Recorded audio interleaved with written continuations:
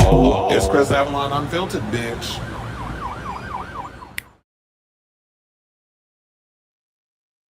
Hey y'all, welcome to Happy Tuesday. It's your boy Chris Avalon. Welcome to a brand new episode of Chris Avalon Unfiltered, a show where we basically talk about all things going on in celebrity news, pop culture, and hot topics. So if that's a show for you, definitely stick around because we have a whole lot of tea to spill today, including we got to talk about Thunderbolts and how much they're making at the box office and how well it's doing and all that good stuff. So we didn't get to do it yesterday. Yesterday was Monday, so we're going to do it today.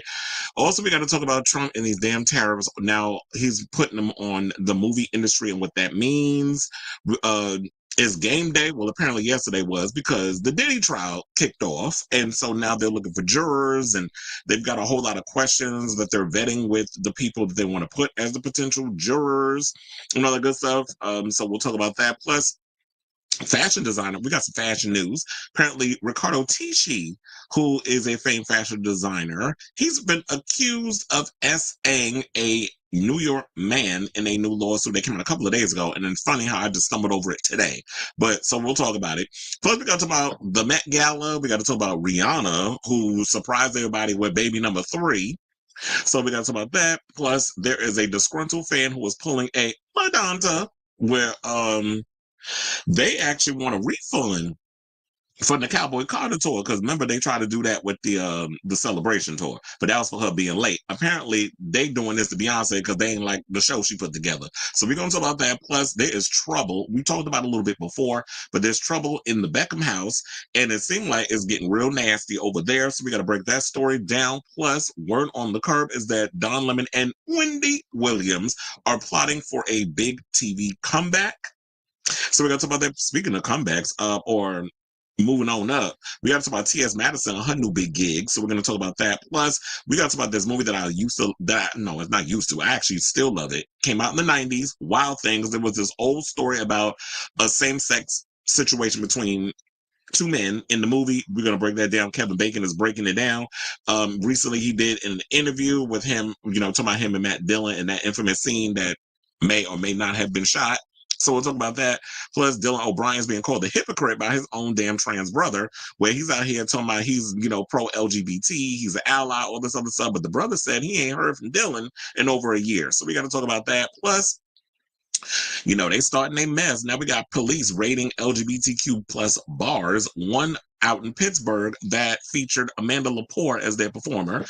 And yeah, so that's basically what we got so far. So, and if anything else, of course, pops off, y'all know what to do. Definitely drop it down, any breaking news, whatever, because this is a live show. So before we get to these topics, if you have not already, please hit that like button. If you're new to the show, please hit that subscribe button and also hit that notification bell so that way you know when we go live with a brand new episode of Chris Avalon Unfiltered.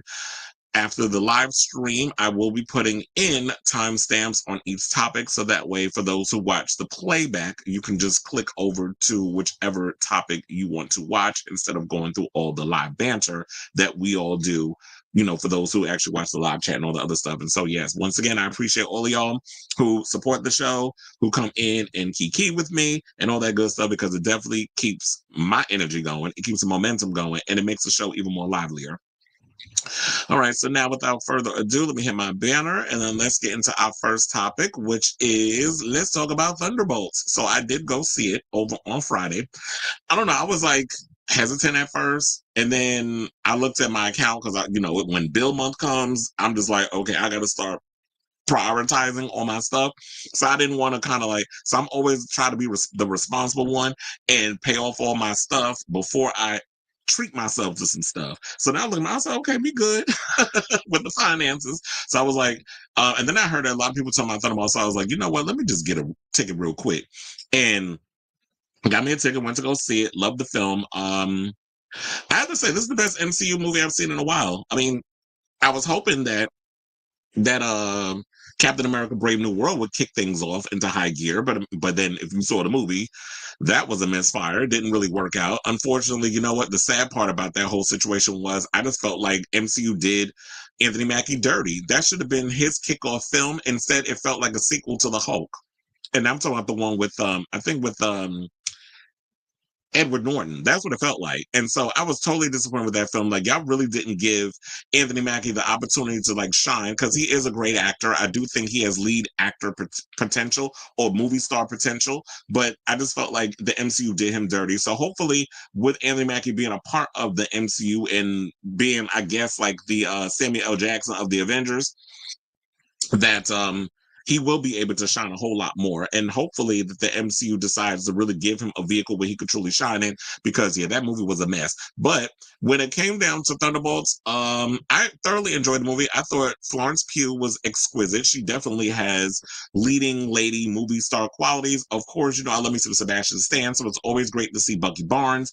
Red Guardian, definitely, you know what, David Harbour, shout out to him. He definitely did his thing. And I will have to say this about Wyatt Russell, who I totally forgot that his big movie debut was in a film way back in the day. We played a younger version of his father in this movie called Soldier. I totally forgot that that was like his big major movie debut, because he played a younger version of him, but he got the bug. And I will say this, I know a lot of people like to throw shade at the Nepo babies, but shout out to two Nepo babies that's in this movie. One being Wyatt Russell, who I thought did a great job as Don Storr, Captain America. He definitely stepped it up, because I hated him when he was on, what was he in? Captain America, what was it? Oh my God, what's the name of that damn movie? I mean, the show. It was Bucky, with Bucky, and it's funny, I'm just thinking about him with Falcon and Winter Soldier. That's what I don't know why I could not think of that damn movie. It's like Falcon and Winter Soldier. I did not like him when he was in that, but they made him thoroughly shout out to the director and the writers. They made people who were unlikable likable in this film. So I thoroughly, and I'm turning it around. It made me actually like him in this film. And then also the other Nepo baby, which would be Lewis Pullman. You know what? I love you, Stephen Yeun. You know, I've loved you ever since you was Glenn on The Walking Dead. And yeah, after they killed you off, I pretty much bailed out, because I just thought like it just became torture porn at that point with The Walking Dead. Excuse me, and I felt like it overstayed its welcome. Excuse me. But I'm actually glad you stepped down in Sentry, because looking at Lewis Pullman when he came out, I think everybody knows at this point that he's Sentry / the Void. When he came out in that scene in the costume with the blonde hair and the full suit, I was like, okay. Lewis Pullman definitely was Sentry. He looked literally like something straight out the comics. So they did a phenomenal job with that. And I love the whole basis around these people who work for the government and then kind of just like thrown to the side.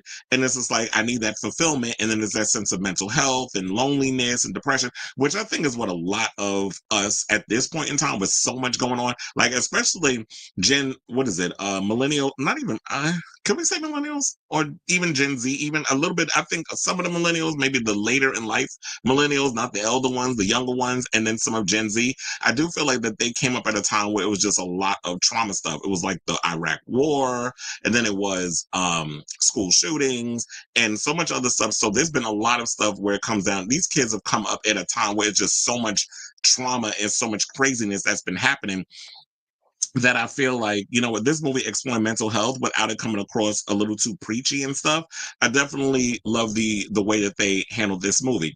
So with that being said, I say definitely go see. I don't want to spoil too much, although I am pissed off, and I don't think this is a spoiler, because pretty much not only did Marvel spoil it, but the press was spoiling it. The fact that y'all decided to spoil the fact that the Thunderbolts are now the new Avengers, I thought was annoying. And that's what the asterisk basically stands for, is that they're the new Avengers. And then they explain in the movie how they came up with the Thunderbolts name. Basically, it was a soccer team that Yelena was on, and they never won a game. And so basically, it was like they always kind of saw themselves as like losers, whatever the case is, who come together and try to take on an extraordinary event. So I hated the fact that they revealed in like all over social media, like, and it wasn't even, I can understand if it was just like fans up in there doing it, because you can't control that. But the fact that you even had Marvel, the MCU, go and change, we're changing it to the new Avengers. I'm like, damn, can you at least wait like 2 weeks before y'all started doing that spoiler? Like, give people a chance to see the film. So you doing a whole, Like after 3 days, y'all thinking, okay, it's okay to start doing major spoilers. Like it just doesn't make sense to me why y'all would do it. Even though I feel like the MCU did a phenomenal job in regards of the trailers. In regard, with all the trailers that they released, they were revealing just enough and not too much where there were spoilers in it. So I did definitely go in where I enjoyed the film more and I was thoroughly surprised. So that was the one thing that I appreciated about y'all with the marketing. The way y'all went and did this, it just felt like you just took the whole marketing situation that you were perfect with and just wiped your whole ass with it and kept it moving. So that's I just want to give you a little bit of my overall thoughts on, this. And also there's two post-credit scenes. One mid-credit scene I thought was pretty hilarious with Red Guardian in the supermarket with the lady in the cereal aisle. That was pretty funny. And then the post-credit scene where it pretty much sets up the Fantastic Four coming, which means, because the Fantastic Four, that's the next movie that's coming out from the MCU. I think that's coming out next month, right? So, if I'm not mistaken, I think it comes out in June or July. I can't remember off the top of my head, but just know it's coming. The summer is right around the corner. So, I appreciate the fact that, okay, y'all setting up for the Fantastic Four. I just hope that the Fantastic Four is good because we have yet to get a Fantastic Four movie that didn't suck. I just thought even the Jessica Alba one, they were okay. And the one that came out with Michael B. Jordan, I was like, that started out good, but then y'all went completely off the rails halfway through. I'm like, what the hell? That's not even the same. It felt like two different movies, but I'm just really hoping and praying that they got it together. But I will say this. I do like, this definitely felt like, okay, Kevin Feige, they have a plan. They got their priorities in order. They know where they're going with this franchise. I think they shot themselves in the foot back, after phase 3, where y'all started naming all these movies that y'all had planned coming out, including Blade, and y'all realized, damn, maybe we shouldn't have been naming all this stuff. I feel like it's the same thing with DC. DC's been naming they have their 10 movie plan thing, and so far it's like y'all haven't figured out where y'all want to go with the thing, and things is getting rewritten, and movies is being canceled, and shows is not happening. So it's like until Superman comes out, then I feel like, and how well that does at the box office, I feel like Superman will kind of be the kickoff. I'm hoping Supergirl doesn't suck either, because they're currently filming that, and I know that what's his name is done with his scene. The Jason Momoa, who's playing Lobo, I heard that he's already done shooting his stuff. So Supergirl's gonna be coming, and then we got Lanterns, the series. I'm hoping that doesn't suck. And I thought we was gonna get the Authority movie. What's going on with the Brave and the Bold? We don't know what's going on with the Batman 2. Like there's a lot of stuff in limbo. So to get to this, so I will say this, after everything I done said about Thunderbolts, congratulations to them, because they touched down at the global box office with $162 million, including $86.1 million from 52 international markets. So those ticket sales are behind the previous Marvel adventure, February's Captain America Brave New World, which came in at $192 million. Though reviews and audience scores for Thunderbolts should help in terms of staying power, Brave New World, on the other hand, hobbled by terrible word of mouth, quickly collapsed at the box office. So yeah, like I said, Brave New World was not a good movie. I mean, I was rooting for the film to do well because of Anthony Mackie, but for the most part it just wasn't a good film. I just felt like the script was all over the place. It didn't know which direction it wanted to go into.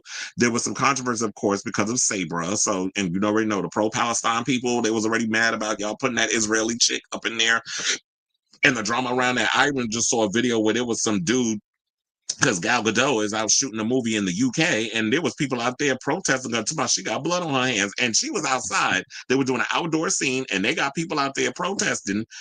So girl, you might want to save up your money and just let your producer husband take care of you, because as long as you got a career in Hollywood, they're gonna keep coming after your behind, especially because you used to be in the Israeli army, which I know is mandatory, but still, girl, they feel like regardless of if you flew the plane, if you was on the medic team, if you was even just wiping people's ass, they feel like you got blood on your hands. So big screen endurance is important, because Disney spent $180 million to make and another $100 million to market. So $180 million, so that's $280 million that they need to break even. Then after that, I think they need to, how much would they need to clear in order to be considered a hit. I think they would have to gross, I'm going to go as far as say like between $450, $500 million. If they can get over that hump, then I feel like they're in the clear where it's like, y'all, because $180 million on this movie, and then you spend $100 million on marketing. Yeah, that's like $280 million that they spent on everything. So they have to recoup all of that money. And I really think that because Thunderbolts is going to get excellent word of mouth. I thoroughly enjoyed the movie. I know a lot of people enjoyed the movie. It was funny in all the right places. It didn't feel like it was so forceful. Like, it was just everything about the film, in my opinion, I thought was great. The only problem I did have, I really wanted y'all to really go there with Valentina. Like Julia Louis-Dreyfus, I thought did a great job as Valentina. She was underused previously, but I felt like in this film, if she was going to be the villain, because she pretty much is, it's not really Sentry, it's her. Y'all really should have made her a little more sinister, a little more darker, a little more like this shady politician. And that's kind of where I wanted to go with that. It's like, if you're going to make somebody the villain, really go there. And I think that's always been the problem for me, excuse me, with the MCU, is that when y'all get villains, y'all really don't want to go there with them. I mean, we can have those moments where we understand their plight and why they're doing what they're doing, but really go there with your villains. And I feel like she is the Amanda Waller of the MCU. So really go there with that.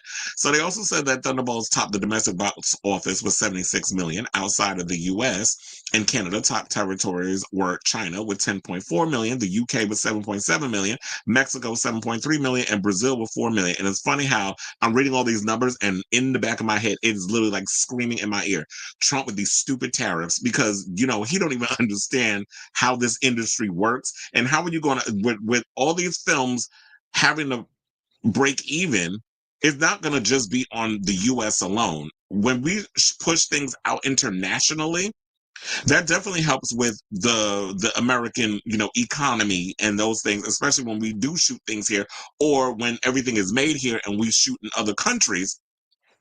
It definitely helps with the box office. So yeah, when China brings in our, we offshoot our films and put them out in the Chinese theaters, the UK theater, the Mexican theater, the Brazilian theaters, the Thailand theaters, all that accumulates. So that's a part of the international box office. So this is a good thing. But here's idea. I'm just going to hold off on what I'm going to say when I get to that specific topic. But it's just like, when I'm reading these numbers, it just irks me, because it's just like, this man does not know what the hell he's talking about in regards of, the tariffs on American, like on the movies. Like, how is that even going to work? So now they said elsewhere at the international box office, Sinners added 10.4 million from 71 markets, down just 27% from the prior weekend. Meanwhile, R-rated vampire horror movie has become a sensation in North America with $179 million to date. After 3 weeks in theaters, Sinners is impressively nearing the 250 million globally, with ticket sales currently at 236.7 million. And that's great and all, but still, it's got a long way to go before it breaks even and really is considered a hit. So yeah, $250 million, it's making a lot of money, but it has yet, depending on, well, they spent $90 million on the budget, which I'm thinking y'all could have at least did a good 60, 70 to 75 million instead of 90. But I feel like the 90 came from those IMAX cameras. That's why I think is why it was way more expensive than what it needs to be. Because I don't think it was the sets. I don't think it was the costumes. I don't think it was all that stuff. Because when you look at the film, it doesn't warrant like this movie could be that expensive. I think it was the IMAX cameras that he decided to shoot with is what made the movie balloon up to $90 million. But them suckers ain't cheap. So $236 million is great, but I'm just thinking like, yeah, it's got to clear a little bit more. And I think it will. I think if it can get over, it's going to get over the $300 million hump. If it can get to 350, 400 million, then I feel like, yeah, we could really just exhale and be like, Sinners, yes, is a major hit, and all them haters can shut the hell up. So, and also Minecraft collected 26.6 million, which brings its foreign tally to 475.2 million. Thunderbolts officially ignites the all-important summer movie season because, we got a lot of great movies coming out soon. So we have, and I think it's just this month, Lilo and Stitch is coming out in it's coming out soon. Mission Impossible: The Final Reckoning, Jurassic World Rebirth, So I definitely want to see all those movies, even Lilo and Stitch. Don't judge me, but I definitely want to see. I do want to see Lilo and Stitch. I'm not really big on like the kid films and stuff, but Lilo and Stitch looks pretty cool. So I want to see that. I definitely want to see Mission Impossible. I've seen every Mission Impossible movie in a theater, so I need to see this film, especially after the last one was a bit of a disappointment. But I am going to watch the last Mission Impossible again just to refresh my memory before I go see the new Mission Impossible. And Jurassic World, I love dinosaurs eating people. So anything with dinosaurs destroying things and excuse me, eating people, I'm definitely gonna go check this movie out. So, or that movie. So yeah, we got a lot of great movies coming out. I really feel like the economy, I mean, the movie economy is definitely going to boom. We got a lot of good films coming out this year. Just really hope that because of everything else this man's touching, please do not with the tariffs on this damn, on the movie industry, because everything you touch turns to poop.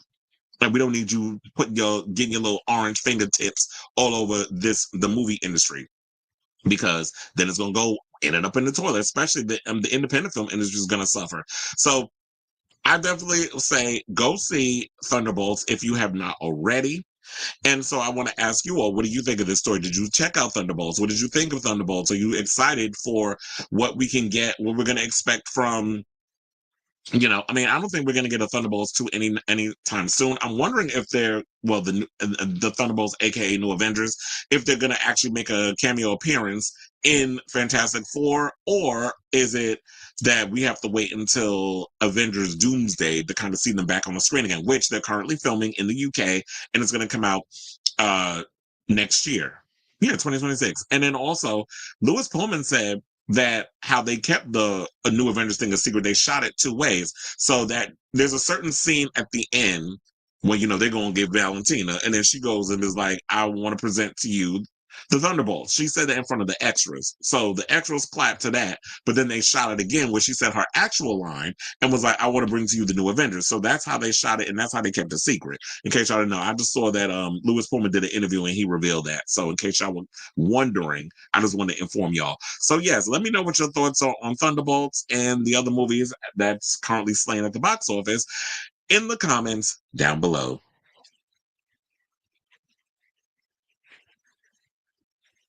He said, just saw a selfie Stella McCartney posted with Madonna, Charlie XCX, Chappell, Rihanna, and Lorde.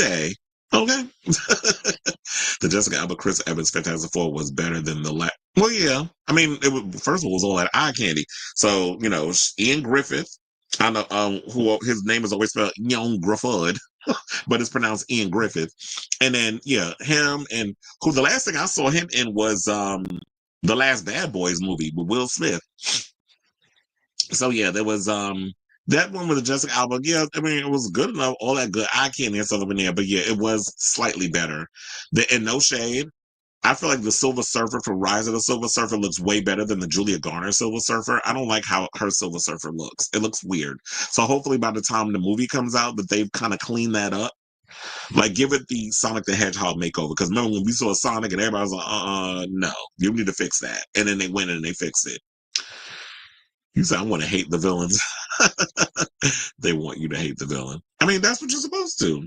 Supposed to hate the villain. I couldn't stand Valentina in that damn movie, but I love Julia Louis-Dreyfus. Sometimes you feel bad. Well, look, it did make me feel bad. There was a certain scene in the film that I was like, you know what? I felt real bad for Sentry. And there was many moments in the film where I even started to, get a little teary eyed. Like the film, there's certain films and scenes in the movie where it's just like, it tugs at the heartstrings. And I like when movies do that, when it messes with your emotions. And I hear like some people like, well, I don't come to the movies and stuff to see all of that. I gotta have people beat me over the head about, social issues. I'm like, so then I guess you're just going to sit at home and not watch anything, because movies have social commentary, especially when you watch the MCU movies. Some of the best MCU films have social commentary in them. And I felt like tonally, it was like in the vein of Captain America. Oh my God, I can't remember. Not Civil War. The one that was with George St. Pierre. That one. That was the one that I felt like tonally it kind of had that. But it did have like this Guardians of the Galaxy vibe. that I actually liked. So it kind of feels like, in a way, that Thunderbolts was like their Suicide Squad. And I kind of like the direction they're going in with the new Avengers. Like, yeah, make the new Avengers like these unlikeliest of heroes, or that they're kind of flawed, that they're not sort of like perfect in every way, like a Thor or a Incredible Hulk or an Iron Man. Like, they're so, in a way, squeaky clean esque, that there's a little bit of grit to them and a little edge. So that's what I like about the new Avengers. And hopefully this, because with Sentry and everything, it had me thinking also, well, of course, now with Sentry being involved, because he in the comics, he does interact with Doctor Doom, which we're getting. Also, X-Men, and we are getting X-Men in Doomsday. So hopefully we get new X-Men, because and word on the curb is, even though she says she's not in the movie, Halle Berry allegedly is in Doomsday, but we'll see. So the new Avengers reveal felt very, it kind of did, but then I was like, I can see it. I can see where they're going with it. But so I didn't mind it too bad. But anyway,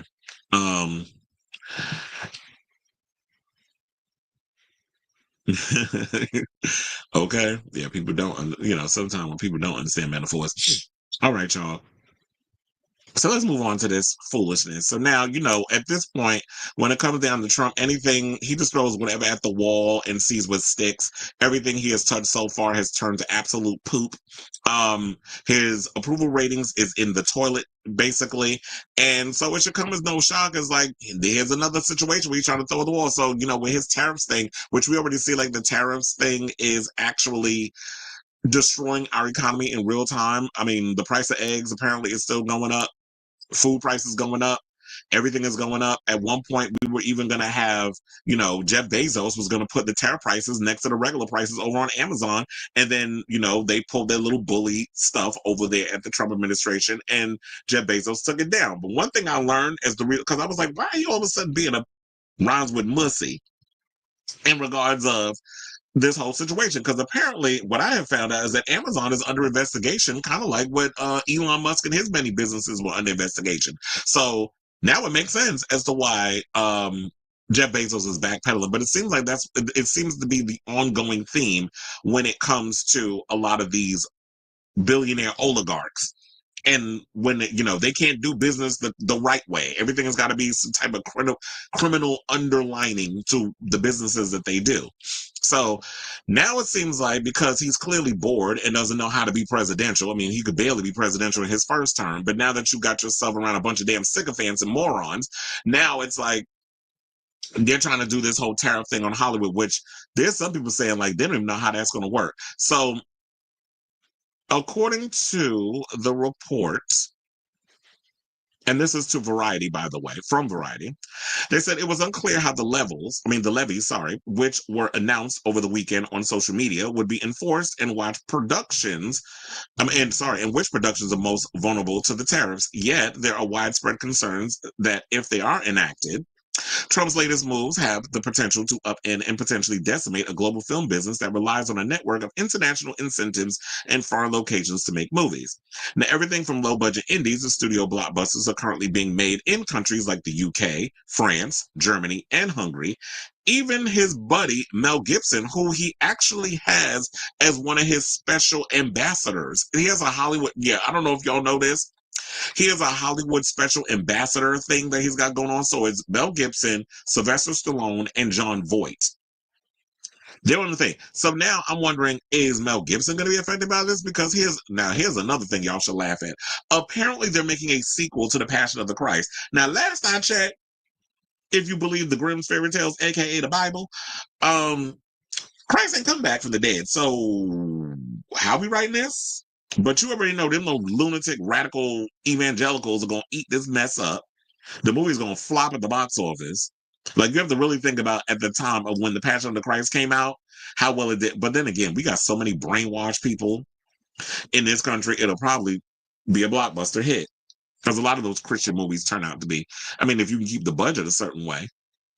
So yeah. So now, How is that going to affect it? Because he's about to shoot that film in Italy, and that's supposed to be, I believe, in September when he's supposed to start filming. So now the reaction in the UK, was where so many US movies are filming, has been the most vitriolic, saying, this makes no sense. This is what a UK producer rallied. It implies that a US film is meant to shoot in the US, but the Harry Potter films, Lord of the Rings, Schindler's List, Mission Impossible, Gladiator, Avatar, and so many more are US films that shot overseas for obvious reasons. Do these films have to shoot in the US from now on? It's an absurd announcement with no meaning nor understanding of storytelling or creative impulses. And that's because when you have someone with absolutely no damn talent, and not only no talent, but you don't even know how to run businesses. You've gone bankrupt 6 times, and you've been bankrupted a casino. So if he's a failed businessman, what makes you think he knows anything about politics or even Hollywood? Which I heard that at one point he wanted to start his own media business. Hence, I guess why he got True Social.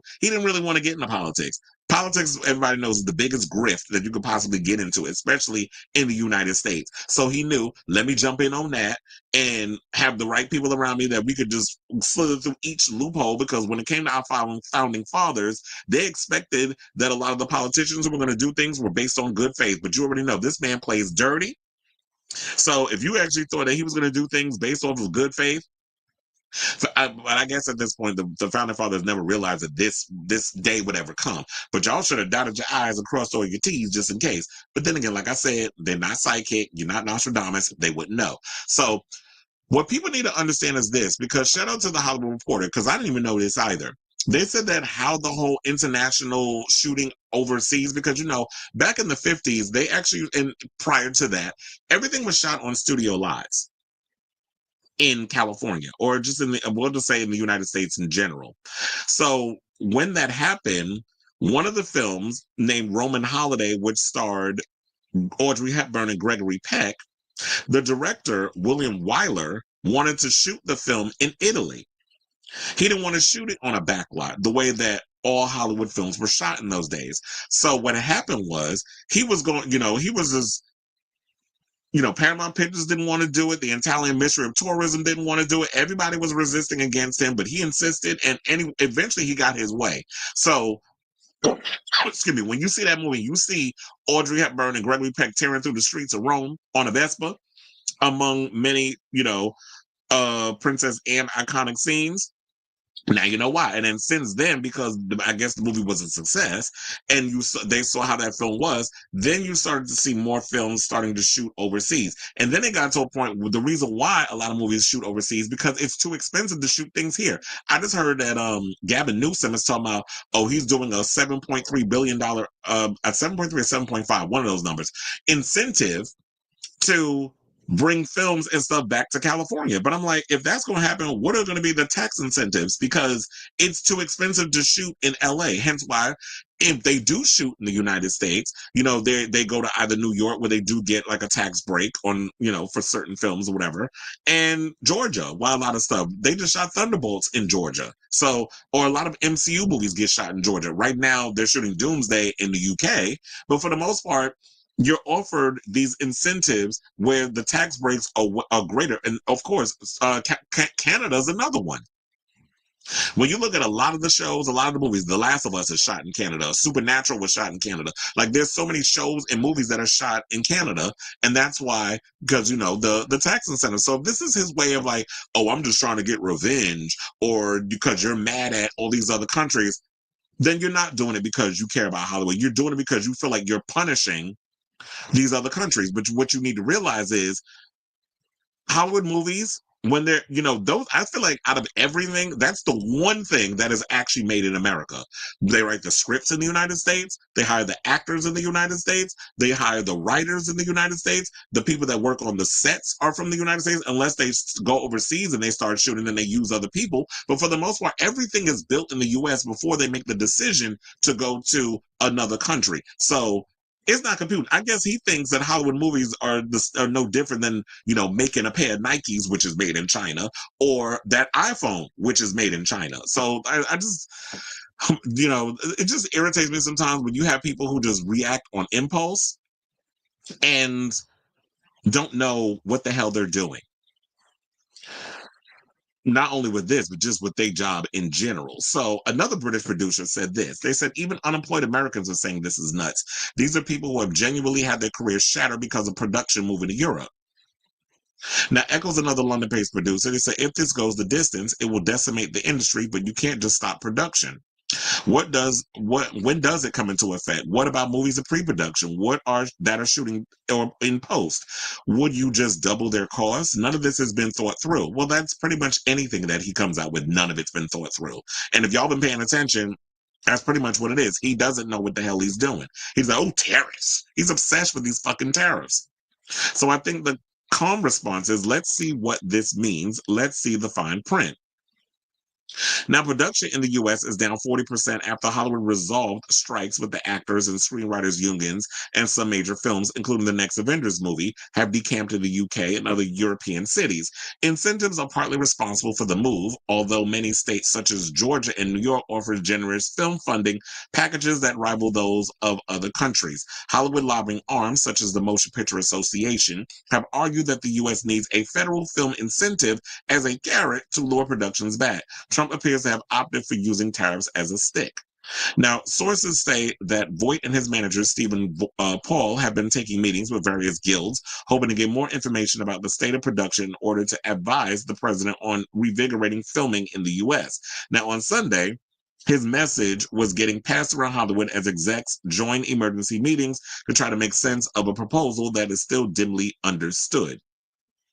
Now, before the news dropped about Trump's plan, Gaëtan Brul, who was recently appointed president of France's National Film Board and previously headed the French Cultural Services in the U.S., feared the Trump administration would start targeting cinema and audiovisual media and argued that everyone would lose out, starting with the U.S. industry itself, saying, quote, Europe and France in particular are major markets for American works, which he says represent roughly 60% of the content that people consume in Europe.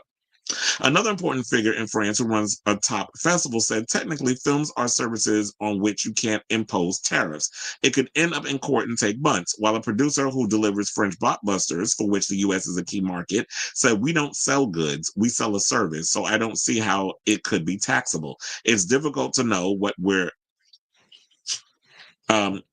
talking about at this stage, what it concerns. It's still very vague, and with Trump, things can change every day. Yeah, he's just like all over the place with stuff. Now, in Italy, Rome's Cinecetta, I think is how you say that, studios, which is set to host and the shoot of Gibbs's The Resurrection of the Christ in September, reacted diplomatically, saying, we are observing with the utmost attention and movements to an important market like the U.S. This is what the CEO, Manuela Cacciamani, said in a statement. We are convinced that especially in the cultural industry and the audiovisual sector is at its forefront, exchanges between countries must be as reciprocal and circular as possible. We know how much American productions benefit from our tax incentives and above all from that ecosystem of beauty, locations, climate, culture, style, knowledge for which they have always chosen Italy, seeking quality and cannot be found elsewhere. And that's why I said I don't understand why this is a problem, because the reality is, if you shoot a Mission Impossible movie or anything like that, you want the locations, or even like Fast and the Furious. If you're doing a scene where it's like you have to go catch a bad guy and he's out in Rome, you have to shoot in Rome. Nobody wants to shoot on a backlot that's made to look like freaking Italy, because then people could tell it's fake. People are like, oh no, I don't like that. Or like a green screen. Like, no, they want the location shoots. And yeah, when you do those scenes or whatever, you are given a tax incentive. But this is from someone who ain't paid a tax in like God knows how long. So of course, this would be something that he would be against. So I say all this to say, yet we have an idiot who not only have no idea how politics work, but also has no idea how Hollywood works. Now, everything, as I said, cannot be shot in the U.S., especially when the taxes on filming are extremely high in places like Los Angeles. Hence why some films shoot in places like Canada, Ireland, and the UK. Now, while he's focusing on the film industry, have they even taken the time to think about how this affects streaming? So services like Netflix bypass the theater to distribute a lot of foreign films on their app. One industry insider did state that he has no jurisdiction to do this and it's too complex to enforce. So like everything else, when it comes to Trump, this could be a political theater. Excuse me. to distract from his low approval rating and the fact that his tariffs on everything from clothing, food, and electronics will affect many Americans, mostly his own supporters. So now I do agree that we need to bring more movies back to the U.S. for filming. How you manage to do that is the real question. Now, there needs to be incentives put in place that will entice studios to want their films to shoot on sound stages in the U.S. instead of overseas. The Trump administration also needs to inform the studios who will be tariffed and how the tariffs will affect Hollywood. You can't just say I'm putting 100% tariffs on movies, but refuse to specify which films. It causes nothing more than panic and confusion, which, if you've been following the current administration for the past 100 plus days, is what they thrive on. Also, how will films that are shot in the U.S. but use the services of overseas VFX houses be affected? Hollywood also uses composers and editors that live outside the U.S. Will they be tariffed as well? What about the box office of a movie? Will they be tariffed based on how much the movie makes? Are moviegoers going to be tariffed via VOD? So, for example, if I decide to buy the latest Mission Impossible movie on Prime Video, instead of paying the $25 that it usually costs when I'm over on Prime Video and I want to see a certain film that just dropped on VOD, will I end up paying $50? Because this is going to sit there. I'm not going to pay for it until the numbers slash. Like I just looked the other day. And I think Hard Eyes is, I don't know if it's on Netflix yet or it's coming soon. But I looked on Prime Video the other day. Hard Eyes is like $10 now. So I'm like, okay, now I can get it because I'm not going to be spending like 25, $30 on certain movies. If I want to get certain movies, I'm going to just spend like, okay, $10 is a good enough price. I'm going to buy it now. It's been out long enough. Like what, 3 months? Well, it came out in like Valentine's in February. So like, yeah, 3 months.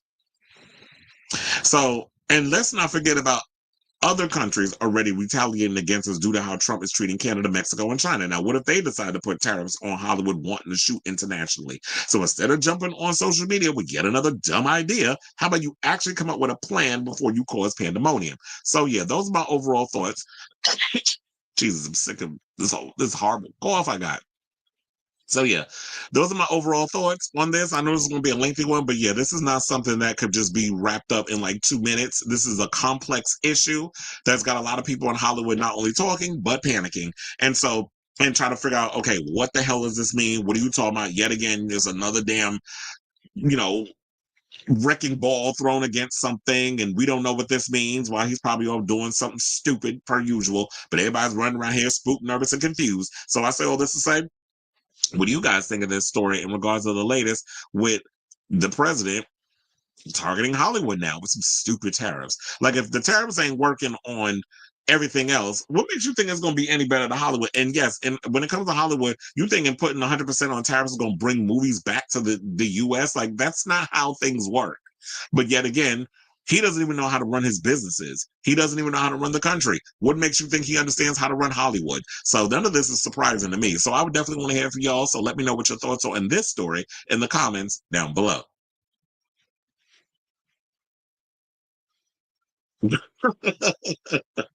We already getting enough of them. I heard that he's got a new sister spinoff coming out with LaToya Luckett. I just saw that story yesterday. Can you imagine Barbie Mania if tariffs were implanted during that time? A mess. Wiki Part 2. Well, the whole movie was shot in England. They just split it. Well, that's what he's doing. He's currently isolating the country from a lot of people. And the worst part is I feel so bad for whoever the next president is because they have a lot of work cut out for them. Not only they're going to have to correct the mess that he and his administration is leaving, but also they've really got to go and sit down with all of our former allies and try to make right. The new prime minister of Canada, the president of Mexico, and all these other people, they got to really be up in there and just like, I'm sorry. First of all, I'm sorry what happened. That last administration, we glad the mess is over. But now you got to go up in there and try to get back in the good graces. And y'all don't realize the way the votes and all this other stuff, it's affecting. These people are like, you know what? I can't trust you. I can't trust America because 1 minute y'all are, pro this and you're on our side and we have good allyship, and then the next minute y'all are doing it. But I'm like, look. You don't lump us all in with him and them crazy ass supporters of his, because we don't all agree. So if you're going to take it out on somebody, take it out on him. Don't sit up here and try to lump all of us in, under one umbrella. Mm-hmm. Huh. But that was like, yeah, child, that was a lot. Now, speaking of a lot, this is about to be another. Oh, wait, hold on. I was like, what happened?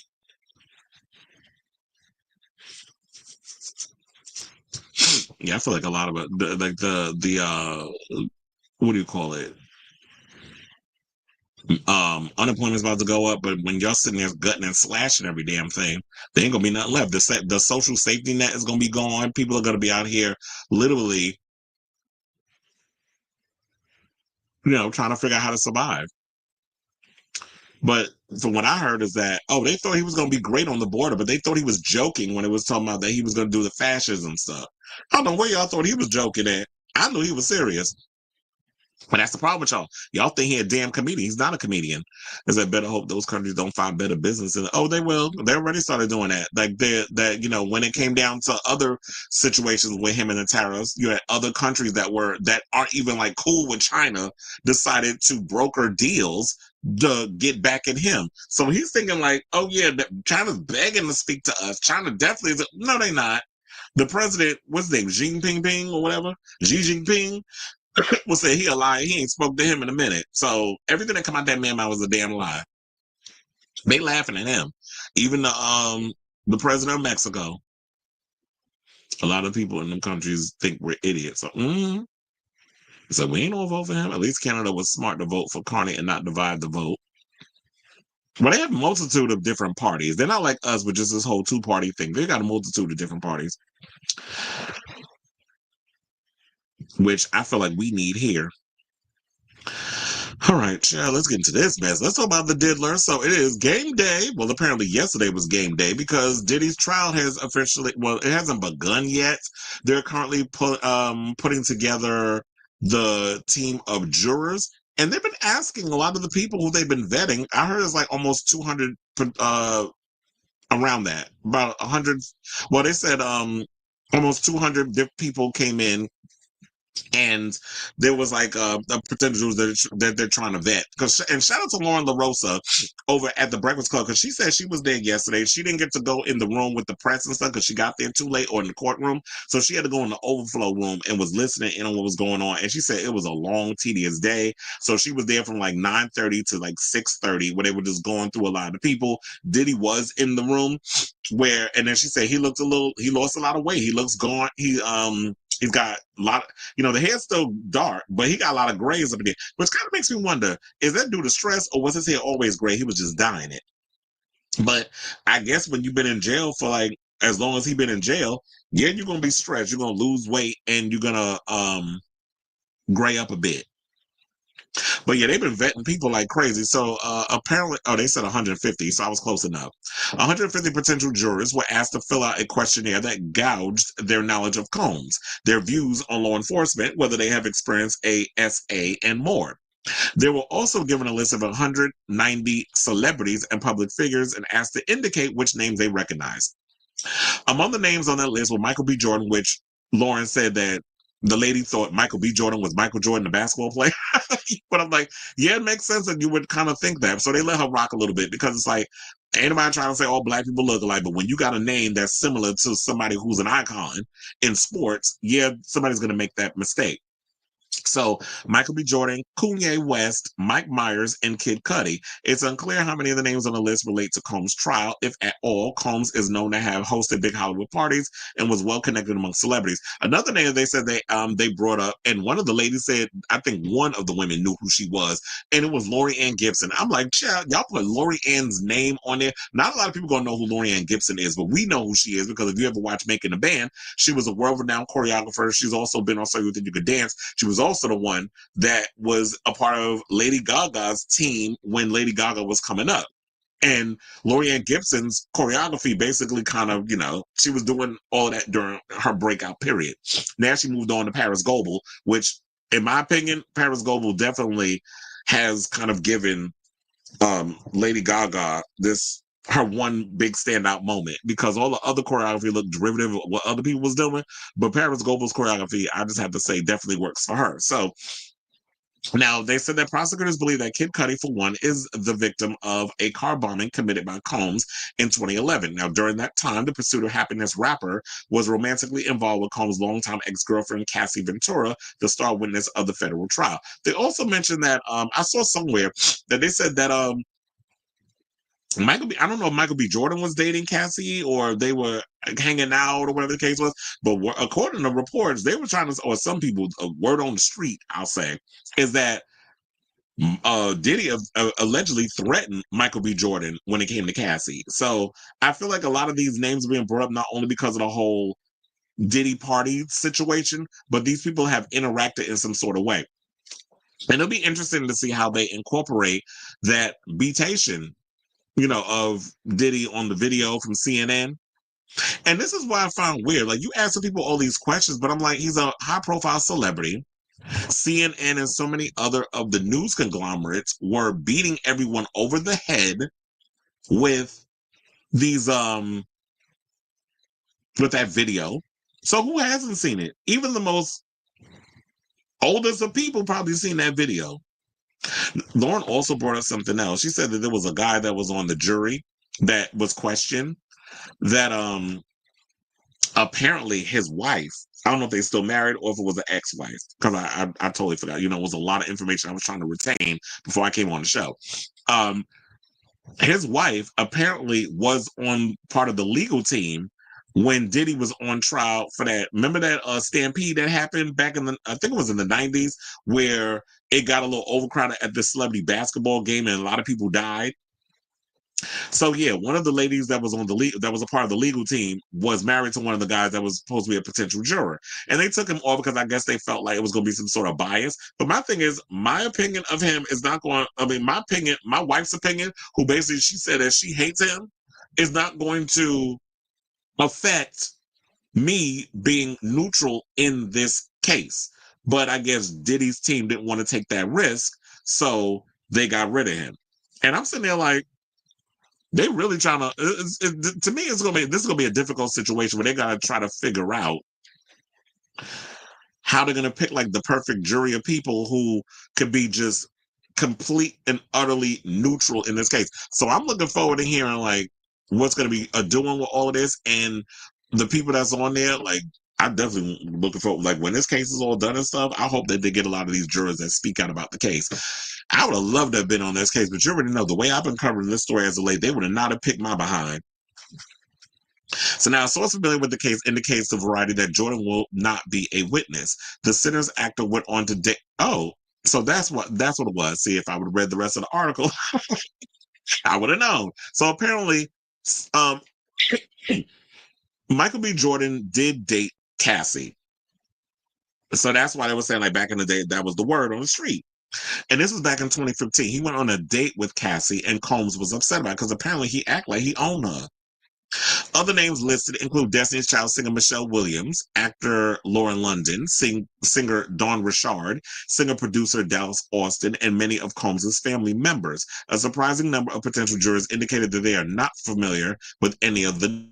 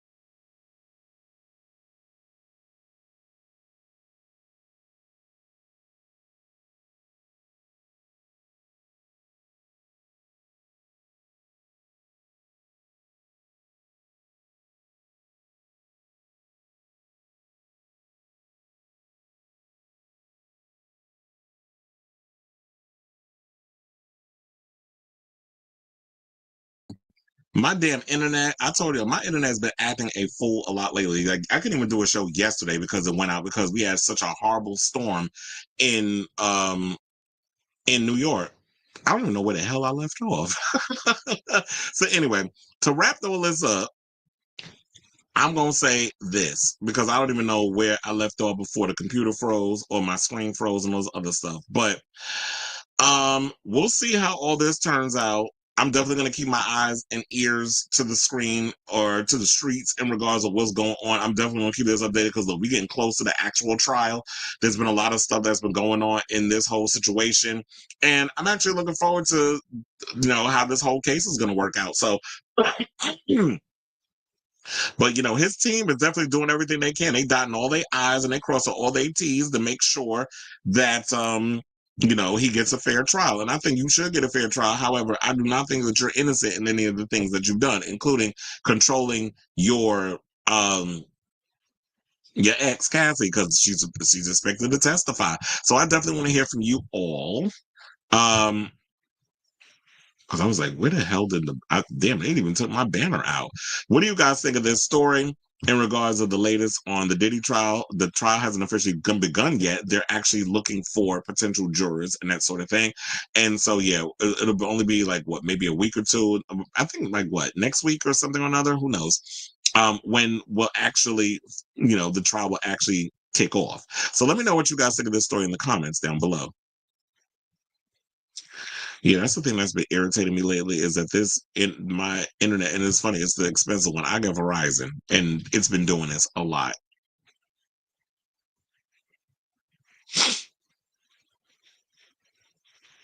So you saying I don't even know if I got that. I don't even know if I said it, but apparently back in 2015, Michael B. Jordan went on a date with Cassie, and allegedly Diddy was upset about the fact that they went out on a date. But I'm like, because you probably feel inadequate that somebody that looks like Michael B. Jordan can bag a Cassie and you got to spend money and use your power and influence to get girls to look like that.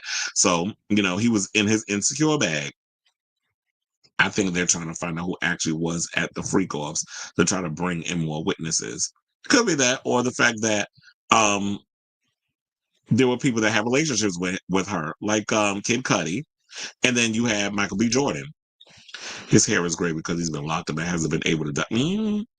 A multimillionaire thrown in jail, gray hair is inevitable. I thought they'd had like some Beijing or something up in prison. If the Dillon looks different, imagine the child. Can you imagine? I definitely want to see what he looked like.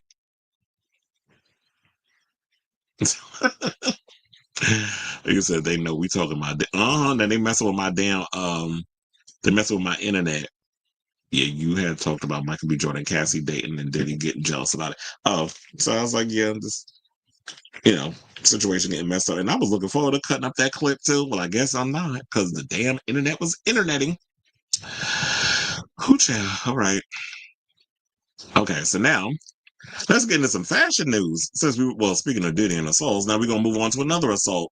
Now let's get into some fashion news and let's talk about Riccardo Tisci because apparently, now the fact, we were talking about essays in the music world, essays in the film world, and now we're talking about essays in the fashion world because the former creative director of Burberry and Givenchy has been accused of assaulting a man back in 2024. So I was like, this was not what I was expecting to be talking about on my bingo card about Riccardo Tisci out here laying low and spreading it wide and drugging people a la Bill Cosby. But here we are. So now in a 11-page legal complaint filed in the New York Supreme Court on Tuesday, first reported by The Independent, Patrick Cooper claims that Tisci discreetly put a drug in his drink and when he was not looking after they met at the Two Sisters for Brothers restaurant and lounge in East Harlem on June 29, 2024. Once Cooper became disoriented, confused, impaired, intoxicated, unaware of his actions and surroundings, and unable to comprehend what was going on, the complaint states that Tisci allegedly brought him back to his home and prevented him from leaving and S.A.'d him. Now, Cooper claims that he was not conscious during the S.A. and only realized that what had happened when he woke up next to Tisci naked, saying, quote, as a result of the drugs given to plaintiff by defendant. Plaintiff was unable to reject, fight, stop, or defend himself from defendant's predatory, sexual, and unlawful assault and battery on plaintiff. I know I compared him to Diddy, but I was like, child, this sound more like Miss Shangela, allegedly. Okay, so now they say in response, a spokesperson, or a spokesman, I should say, for Tisci said in a statement obtained by the Hollywood Reporter, saying, quote, these allegations are categorically untrue. Riccardo looks forward to clearing his name of these false and malicious accusations. He will obtain vindication through due process, which I know is a word that apparently our current president is allergic to, because he did say the other day, oh, they got to do due process. I was like, did you not read our Constitution? Apparently not.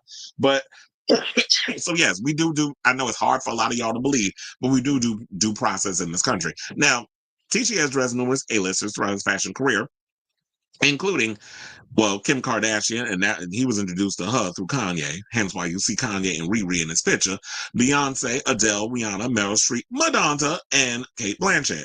He previously served as the creative director of Givenchy before he left in 2017 after 12 years with the luxury fashion house. He was then appointed chief creative officer of Burberry in 2018 until he parted ways with the company in 2022. So at this point, I really don't understand. I don't know what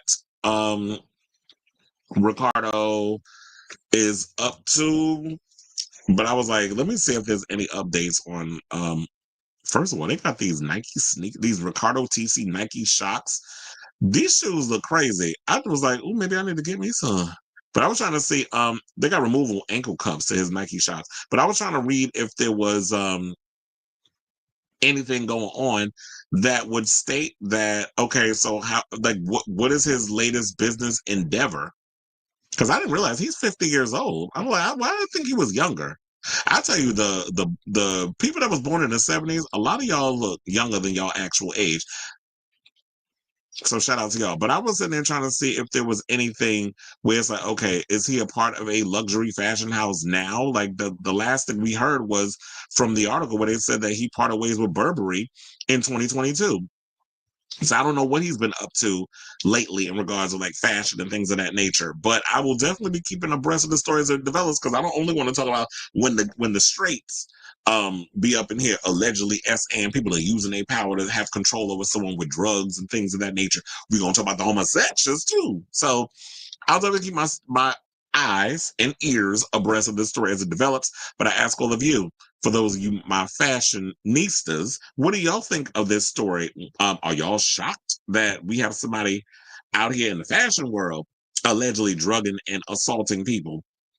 I was like, first of all, and I was thinking, I was like, Riccardo, you're not ugly. I don't see why you got to be. But then again, assault is not about attractiveness and things of that nature. It's about power. It's about control. Some people got fetishes, but they like doing things to people and having control over them and drugging them and doing things. So it's a whole convoluted process and things that goes in with that. So yes, I definitely want to hear from y'all.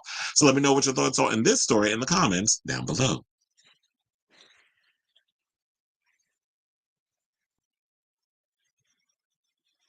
Mm-hmm. It says sad they booting trans people from the military. Oh, are they?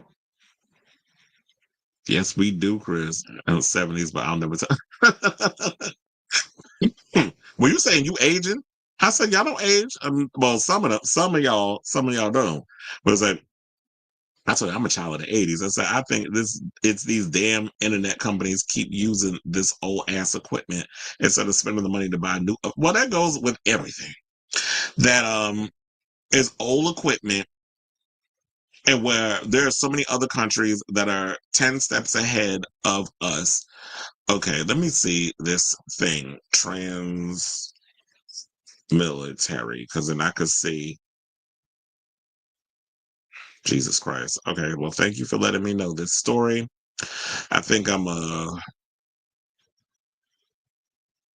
gonna bring this into the show real quick, because it is definitely something that we need to talk about. Mm-hmm. Okay, I see you said the Supreme Court passed it. We damn sure are. All right, so yeah, I just let's get into this story because this is breaking news, actually. So yeah, apparently the Supreme Court has allowed President Donald Trump, and it just hurts me to have to say that because there's nothing presidential about this idiot, but he's actually able to implement his ban on trans people serving in the military. The justices granted an emergency request from the Trump administration to lift a nationwide injunction blocking the policy while litigation continues. The court's brief order noted that the three liberal judges dissented. I want to know who voted on it. Now, the decision is a loss for the seven individual trans service members it's for the seven individual trans service members led by lead plaintiff Emily Schilling, a Navy commander who had sued to block it. Now, today's Supreme Court ruling is a devastating blow to transgender service members who have demonstrated their capabilities and commitment to our nation's defense. This is what Lambda Legal and Human Rights Campaign Foundation, two groups representing the plaintiffs, said in a joint statement. The policy has nothing to do with military readiness and everything to do with prejudice. That's absolutely true. Now, in a separate case, a judge in Washington, D.C. also blocked the policy nationwide, but the U.S. Court of Appeals for the District of Columbia Circuit put that ruling on hold temporarily while it heard arguments on whether to block it more permanently. The court has yet to rule. Now, the policy announced in February is much more comprehensive ban than a similar proposal implemented during the first Trump term. It generally disqualifies for military service individuals who have gender dysphoria or have undergone medical interventions for gender dysphoria. This is what Solicitor General D. John Sauer said in court papers. So now, in asking the Supreme Court to intervene, Sauer said the judges are required to show substantial deference to the Defense Department judgment on military issues. Now, implementing the policy, the government relied on a Pentagon report from the first Trump term that said people with gender dysphoria are a threat to military effectiveness and lethality. The challengers argued in court that the ban violates the Constitution's 14th Amendment, which requires that laws apply equally to everybody, as well as other constitutional provisions. Now, trans service members have shown in recent years that they can serve just as well as anyone else, the lawyer said in court papers. Then President Joe Biden had rolled back Trump's earlier restrictions. I should quote this before I even start reading it. Now, quote, an unprecedented degree of animus towards trans people animates and permeates the band. It is based on the shocking proposition that trans people do not exist. A federal judge in Washington state blocked the policy. March 27 said it is not especially close question. The San Francisco-based 9th U.S. Circuit Court of Appeals declined to put the ruling on hold, prompting the Trump administration to turn to the Supreme Court. Well, that's basically what he does. It's like anytime he feels like, well, y'all go against whatever that I want because I put all these Supreme Court judges. And yes, he does have way more Supreme Court judges that he is, on his side than Democrats. So you got, what's her name, Katanji, and then two others. Whereas all the other ones are in his pocket, especially that old coon, Clarence Thomas. Can't stand his behind. So you already know that they're gonna do his bidding. So it's like, y'all don't give me what I want. I'm just gonna go over your head and go to the Supreme Court. I really feel like there needs to be term limits on them and what they're doing. I think I also there was something else that I read earlier about Pride and that sort of thing. So what was it that I saw that says Caroline Leavitt announced today that the Trump administration would not recognize June as Pride Month, nor would they approve any federal funds for the occasion. So it said President Trump doesn't feel as though spending $200 million on festivals and parades for what amounts to less than 7% of the population makes any sense. So, what is that noise? And it's funny how he's saying that, and he don't want to put anything in place for that. But I do find it thoroughly funny that he wants to have his own little parade, I think, to celebrate his birthday and wants to use our military. So I just find that stupid. I find it idiotic. And this is what we're going to unfortunately do. But it's only been 3 months? We got 3.5 years of this mess. I can't. But anyway, so that's the latest. And let me know what you guys think of this story in the comments down below. Okay, so let's see what the people are saying. It said, well, what's funny, Onyx, trans people often are victimized by other soldiers and officers. And then you also have to deal with that there's a lot of women that get abused and assaulted when they're when they're in the military and stuff as well. Like, if you've seen enough episodes of Law and Order SVU, they talk about that and they break it down. Wait, hold on. I just saw this picture of Lady Bunny that she posted, and she wrote Meth Gala. So she's such an idiot. Okay, so it's one of his rare wins with all these cases he's rushing. Well, you know, the what do you call it? The executive orders that he's just tossing around, you know, left, right, and center, which is freaking annoying. I think homosexual marriage will be overturned. Yeah, and the funnily enough, he does that. Then what happens with what's the other thing where it was like interracial marriage? Like, because there's a lot of y'all out here like Mitch McConnell and what's his name is also in an interracial relationship, Clarence Thomas. So where does it stop? That's what I want to know. All right, so don't be surprised if all this stuff gets overturned. And you want to know something? It's perfectly fine. You don't have to give funding for Pride and all other stuff. Why does that even go through the president any damn way? Like, you acting like that you have control over the the American pocketbook. Like, that's not your money. You don't get to determine what goes where. This man is so annoying. He really is. Okay, so now where we going, y'all? Oh, let's get into some fashion news.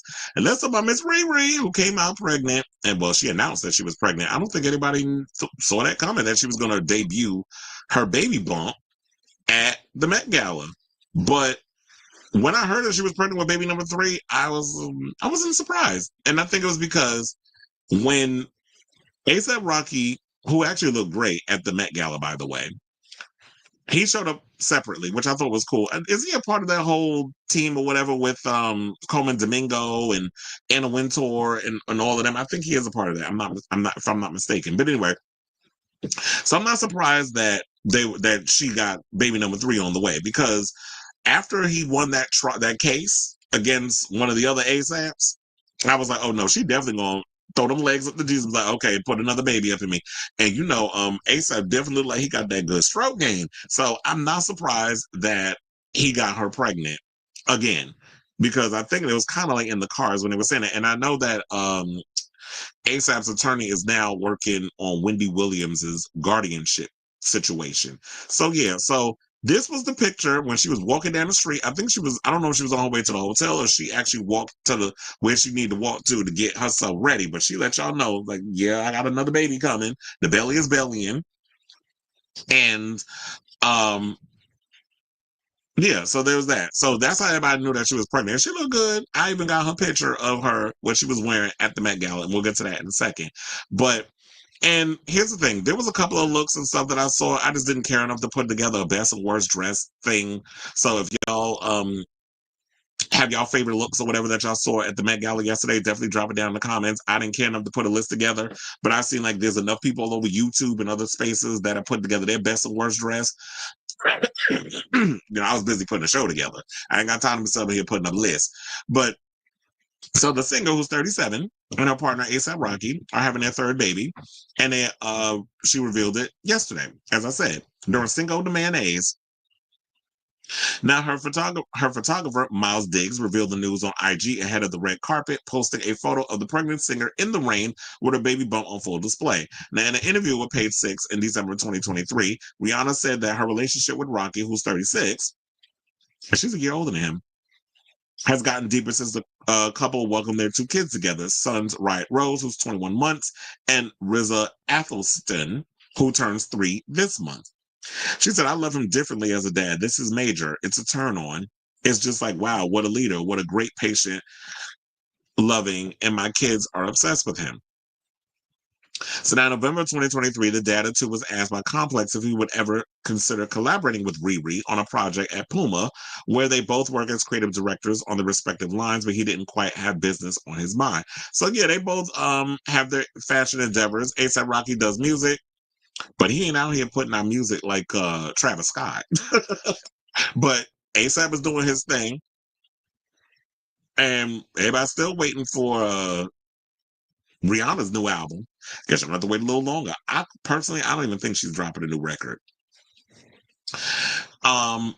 So they basically said that Rihanna is used to revealing her pregnancies on high-profile stages, having done so during her Super Bowl 2023 halftime show when expecting son Riot. The latter event marked the first pregnant woman to star in the halftime show. Now, Rihanna played up the big reveal at the opening moments of her performance, rubbing her stomach and leaving the zipper of her outfit, a jumpsuit layered over a close-fitting bodysuit and sculpted bandeau, down to reveal her belly. So now, that's one of the pictures. There's another one. I'm like, her photographer definitely. First of all, this whole outfit is cute, and the little mink stole that she got on her arm.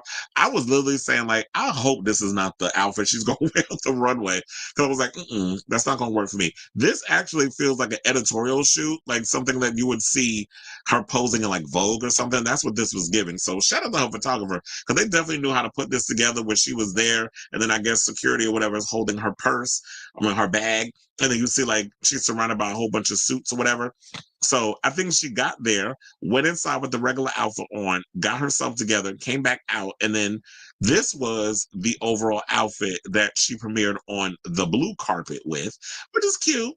And I think it was like because she knew she was pregnant, this little body suit thingy here, I'm sure it's like stretch. So there's a way that they could wrap it on. And then when you look at this part, this actually looks like a coat that was draped around her waist that is turned into like a gown with a train. So I was like, this look actually, it's kind of cute on her. And I saw there was a lot of big hats. I felt like I was at the Kentucky Derby seeing all them people out there with all them hats on. But I will say this, since we talk about musicians, one of the things I was wondering, I was like, I hope there was no drama that went down, because y'all know it's like every female rapper you could think of was there except Lil' Kim. But they had Nicki Minaj was there, Megan Thee Stallion was there, Doechii was there. Who else? Ice Spice was there. Did I say Megan Thee Stallion? Yeah. So all the big female rappers of the moment was there. So I know they made a sense. I mean, they made it a way where they weren't all gonna run into each other, but for the most part, it was all there. And then I know everybody wants to talk about Madonna, but I would have to say Madonna looked good. First of all, thank God she stopped with the damn fillers. She left the face alone. And then people was making comments saying she looked mean. Like she was trying to give face. She was giving serious with the face. But it was like, she was trying to give like, yeah, bitch, and what? Like that's what the face maybe in her mind she was looking a little too serious, but it was like relax the face a little bit. And people was making comments about, yeah, she look a little older. She's 60. What is it? 66? 65? It's like, yeah, she's in her mid-60s. How is she supposed to look? She is aging. That happens when you get older. When we all get to that age, God forbid, we all gonna be a little tattered and a little old too. But for her age, and I hate saying for your age, but she looks good. Money well spent. She got a little lip injection, I noticed. Them lips was looking a little blow, a little blowfishy. But for the most part, Madonna was serving. I heard somebody try to say, one of my friends, Albie, posted what they said, Timu versus something or another. And some girl was trying to say, well, Madonna had work and stuff done where Lady Gaga's face is natural. I saw that bitch had surgery too. Trust and believe. That nose, the way she started out with her nose and a lot of stuff on that face is not the way she looked when she first came out. So if y'all want to sit up here and try to play that game where y'all want to make it like Lady Gaga ain't had no work done, use a lie. So that ain't natural beauty. A lot of y'all don't know what the hell y'all. I think she was trying to say Madonna was using Facetune when she was on. There was like she was out and about somewhere. I think it was like one of her tours versus Gaga in Brazil. I was like, we ain't doing that. Just like a lot of y'all sitting down here still talking about this mess with how many people showed up at the Copacabana beach. At this point, who cares? In regards to that. So to get back to Rihanna, shout out to you, girl. I'm glad. I hope she has a girl this time. She's got 2 boys already. So I'm hoping that she does get her little girl. But then again, if your daughter ends up rebellious like you were, but she had to be rebellious, especially with the way that they treated Rihanna in the music business. A lot of them counted her out. They looked at her as like, you're going to be nothing more than a one-hit wonder. It's all going to be, we're putting all our eggs in Tierra Marie's basket, and you're just going to be some Bayesian chick that we're going to have forever in debt, being a one-hit wonder. and having no career. Like we don't see it for you. So Rihanna definitely had to work hard and really push for her career to be where it was. They sabotaged her every which way that they could. They, she wanted to branch out and do other things outside of R&B.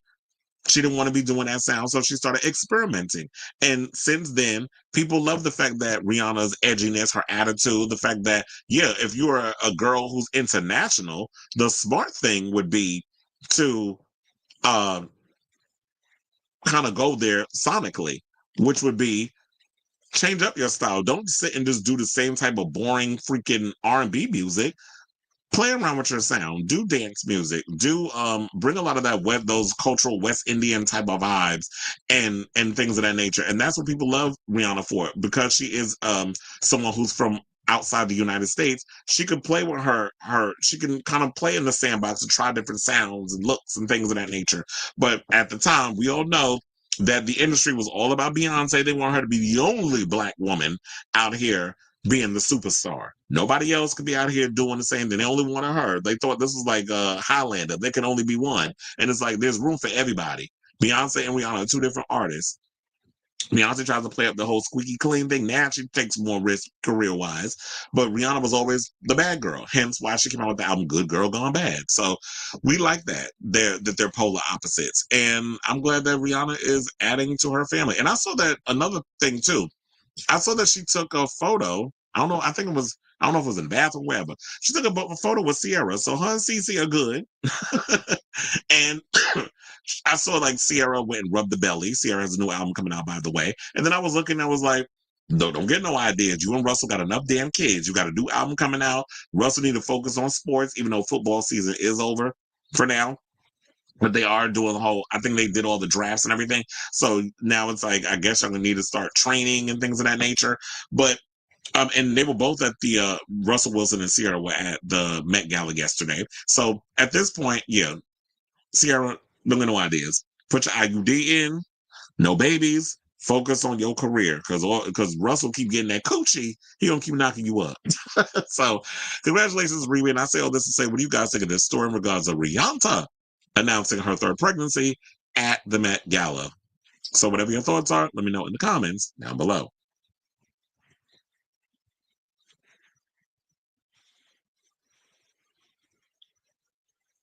He said he's been pushing away from gays. They want to focus on trans people, more injustice coming. Of course, anybody that's marginalized, he's going after. Okay, so you're saying that ASAP was a co-chair. So that's why I was like, yeah, he showed up early. Coleman Domingo looked good too. Shout out to him. He was paying homage to Andre Leon Talley with his look. And Pharrell looked cute. Rihanna, you said you gonna pay for those babies one day. Just okay. It said y'all ain't no way Rocky gonna last 5 more years. This Met was very 80s era Janet coded. Everything looked like something she would wear. It was very, pro-Black, which, with Anna Wintour selecting the people that she selected, it definitely reeked of that. They said that one person online said, yeah, they're going to regret making this shit Black this year. I said, yeah, don't put it in don't give them a reason to, but I get what you were saying. Suspected Brazilian terrorists believe that Lady Gaga concert was an act of satanic terrorism and nobody would mourn the kids or Gaga if they were unalive. Well, yeah, there's been a lot of people who feel like she's been promoting satanic stuff. And that was even from when Mayhem came out, which I'm like, y'all need to get a life, seriously. Because this whole thing where y'all run out here thinking that what Lady Gaga doing is satanic, it's like, there's nothing satanic about it.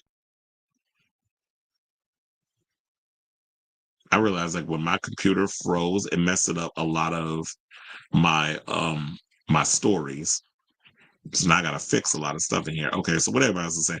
I love how she revealed her baby bump after you spent 5 minutes talking about her on the last even when she wasn't on the docket. I know, right? It's funny, it was like I'm sitting there talking about Rihanna and how I went down this Rihanna rabbit hole. And here we go. Well, her announcing her pregnancy. So maybe that's what it is. I tell you, sometimes I be getting like these vibrations where I just be bringing people up and then all of a sudden it becomes a story or something about something's coming. The more you can separate your name professionally, the better. Didn't these people learn from Brad and Angelina? Okay. Okay. Yeah, she definitely use her back door. It's like, yeah, let him give you third input. Don't mingle your business with brands. Russell better not get Sierra pregnant. Of course he's not going nowhere. And we live for it. She got her good man, Savannah. Funny enough, there was a lot of moments that I feel like it could have been awkward because Future was at the freaking Met Gala too. I'm like, damn. So you got Sierra with Russell. I don't even know if Future be in Lil Future life. Because according to I guess the reports, they be saying like, yeah, they're not necessarily on the same page in regards of, the relationship and stuff. So I think that Russell Wilson considers the kid more of his kid. But I'm like, look, you can step up at any time and be a father. Same thing I'll be saying about Kanye. Y'all want to sit up here and use all these excuses and come out with all this mess and oh, I don't have rights to my child, but I wouldn't want your crazy ass around my kids either with all these rants and stuff you going on with online. You're not well. Said from the videos, Meg, Doja, and Doshi were together for most of the time. So they stayed over in the corner, were hanging out, and so it was Cardi because everybody keeps saying that Cardi and Meg aren't as cool as they be trying to imply. You said Madonna did look mean. I wish she didn't wear that beige suit that aged her out even more and made that skin so pale. You want to know something? I'm gonna agree. I didn't like her in the suit because I feel like you worn this look many a time. So I kind of wish she would have went with a different outfit. It was good to see her, and I have to say, like, the face was facing. She was giving face. Somebody tried to say the hair looked a little too whatever, but I'm like, what was you expecting? Like, you wanted her to wear like Denali's hair in the promo for Drag Race? Like, she wasn't All Stars 9, not the other season. Y'all know the look. If you look it up, you'll know what I'm talking about with Denali. But I'm just like, but the hair pulled back, the two hairs, that strand of hair on the side of her face, and pulled back with the suit. I did like her with the cigar. She was giving masculine energy. Madonna's always channeled a lot of women from like back in the day, with like Marlene Dietrich. There was some woman that they said was a lesbian out in Harlem that was kind of like maybe the inspiration for it during the Harlem Renaissance. So maybe she was kind of channeling that. But I do feel like the suit looked a little too plain for me. But look, Zendaya wore a similar suit. You want to know something? I totally forgot this. Speaking of Megan Thee Stallion, her and Diana Ross wore the same outfit. I was like, how did that work? It's like I would have went in an orange jumpsuit with Cell Block P on it. Funny. I said Rihanna is in my top 10. I grew up idolizing her. I hear her classics all the time on the radio. Auntie is one of my favorite albums ever. Before my first Twitter account got suspended, my user was AK-57. AK-57. That is clever, though. A play on AK-47. Speaking of which, whatever happened to LeKaylee 47? Timu versus Versace is what okay. Mm-hmm. Yeah, I wrote something in the comments. All right, so now speaking of Beyonce, let's talk about her. So apparently there is a fan out here who's complaining and said they want a refund on a $700 Cowboy Carter ticket because they felt like they was duped into buying a ticket for her upcoming tour. They said that they was disappointed in the things that they saw. So one frustrated fan is speaking out after what they call the worst concert experience of my life, claiming that they were left completely blindsided and nearly $700 lighter during Beyonce's recent show at SoFi Stadium.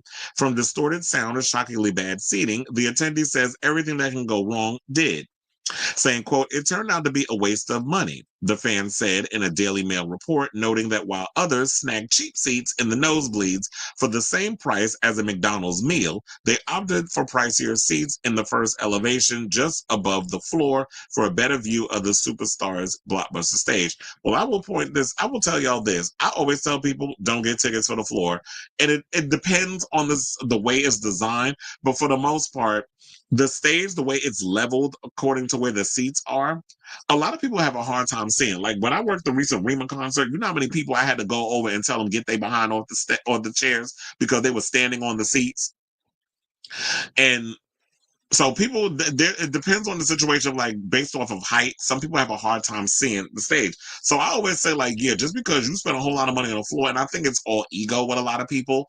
Oh yeah, I spent $800. I spent $1,200 for floor seats. I'm like, okay, but you can't really see you don't get a really good eye view of the stage, which is why I always recommend when we do shows or whatever. I always tell people get tickets in the 100s. The way it's leveled, and depending on where in the 100s, you get a better view versus being on the floor. And I work floors at stadium concerts. And the way the stadium, this is why I don't like stadium shows. I actually prefer arenas. Arenas, even though it does pull in 20,000, it feels more intimate. Like, for example, when Madonna did her celebration tour, even though it's huge in there, it did feel a little more intimate. Like, you felt like you were close to everything. And she made it feel that way. So I guess it's all about the team of people who understand not just what you trying to put all these big things on stage and you trying to show out with all these props and stuff, but how does it look in the eye of the viewer? And I don't think Beyonce thinks in that way. Beyonce think I got this extravagant stage, which from the bird's eye view that I've seen, I didn't even realize this. First of all, the backdrop that she has, the big LED screen, it's actually designed like a pair of shades. And the stage is designed like a guitar, which I didn't notice. And it's cute that you spend all that money on that design. But when people have a hard time trying to see what's going on, it's like, yeah, that becomes a problem. So they said at $350 per ticket, the fan thought that they were investing in a once-in-a-lifetime experience, saying, I want to be close to the action, and had been advised that these would be better than floor seats because I'd get amazing view of Beyonce's blockbuster stage production. I was confident I'd found two of the best seats in the house, they explained, despite being tempted to get something cheaper that was more in the budget. Say, I couldn't believe that I'd spent $700 for me and my friend to see Bey live, but she is the most awarded artist in Grammy history and has been lauded as the greatest performer to ever grace the stage. And I'm sitting there thinking, so sis, you don't have a mind of your own when you could actually just thought about, you know what? Is this something that I really want to invest in? Because what people have to realize is anything that you spend your money on is an investment. And you also have to realize that whatever you spend your money on, there's no guarantee that things are going to work out in your favor or the way that you want it. I could understand if you bought a specific row and you had a ticket for that row, and then the people miscalculated the amount of rows that they was going to put for the section that you were in. So there was a mistake made, and the seat that you actually paid for was moved over to another row. We actually had that situation happen. That's why I'm bringing this up. So we had a situation where there was a girl that had a seat for a concert. I'm not going to say which one, but for a section, it was B6. They moved her to C1, which was next to the stage, but it was on the right-hand side. So you actually got a side view of everything versus you actually being in section B, which was centered by where the stage is. So her section didn't exist. So they moved her to C1. And she was upset about it because she was like, I bought tickets for this particular section because I wanted to be right in the front where I could see all the action. And so it was dealt with, but I totally understand where she was coming from because she spent all this money for a specific section, but the people miscalculated. It wasn't necessarily our fault. It was just based off the stage, whatever the case was, that they messed up in the overall design. So the seat that she paid for didn't exist. So yeah, these are things that you have to deal with, and you have to realize that there's, risk in everything you pay for. So if you're going to be spending that kind of money, is it the people's fault that you didn't have the greatest time? And depending on the way that they set up everything. So they said, as Beyonce kicked things off with the American Requiem, an usher led the fan to their seat, and the view was anything but flawless, saying, quote, not only was there gigantic scaffolding in front of me blocking half the stage, right next to it was some kind of huge box-shaped structure with people on top that blocked another chunk of my view. The fan recalled to the Daily Mail piece, surely there was some mistake.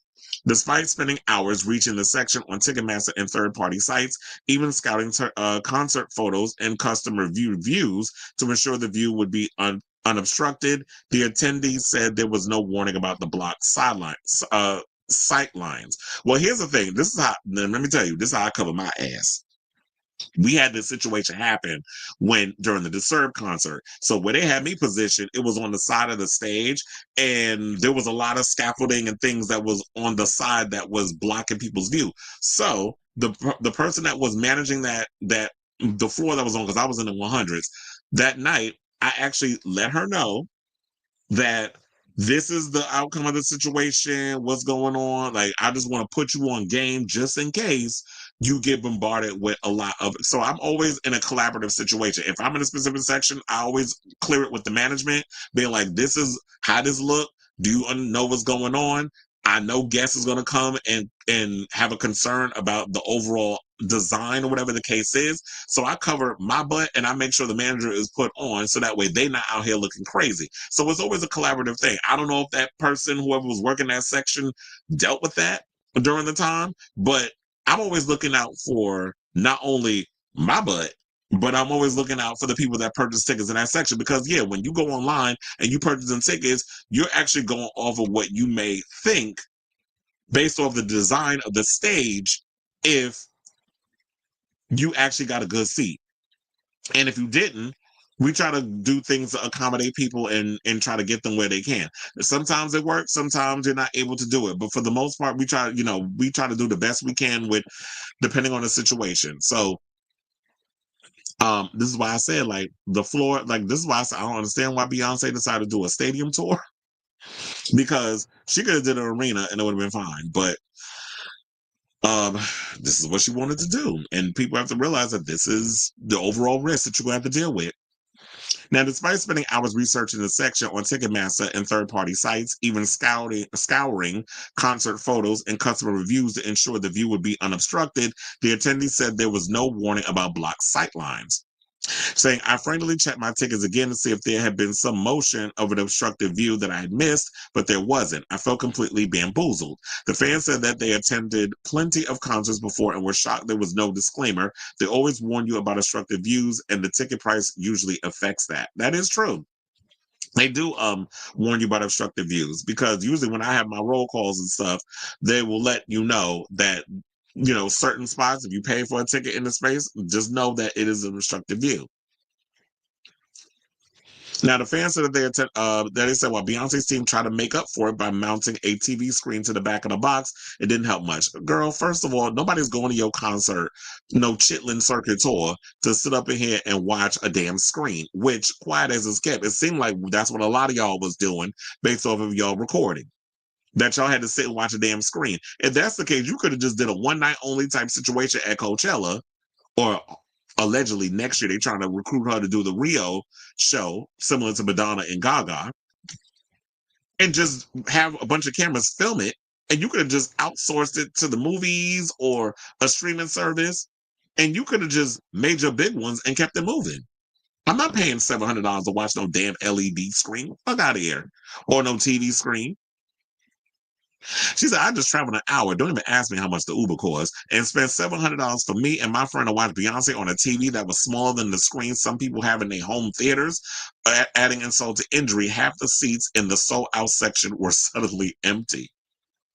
Well, the child, look, there was another story that I had posted, and I should have added it with this, where they said that, yeah, they had put like some black sheets and stuff over the chairs. And I had the Twitter posts and stuff where it actually showed like the circled seats that were empty. And they said that apparently people who had arrived early had complained and were moved.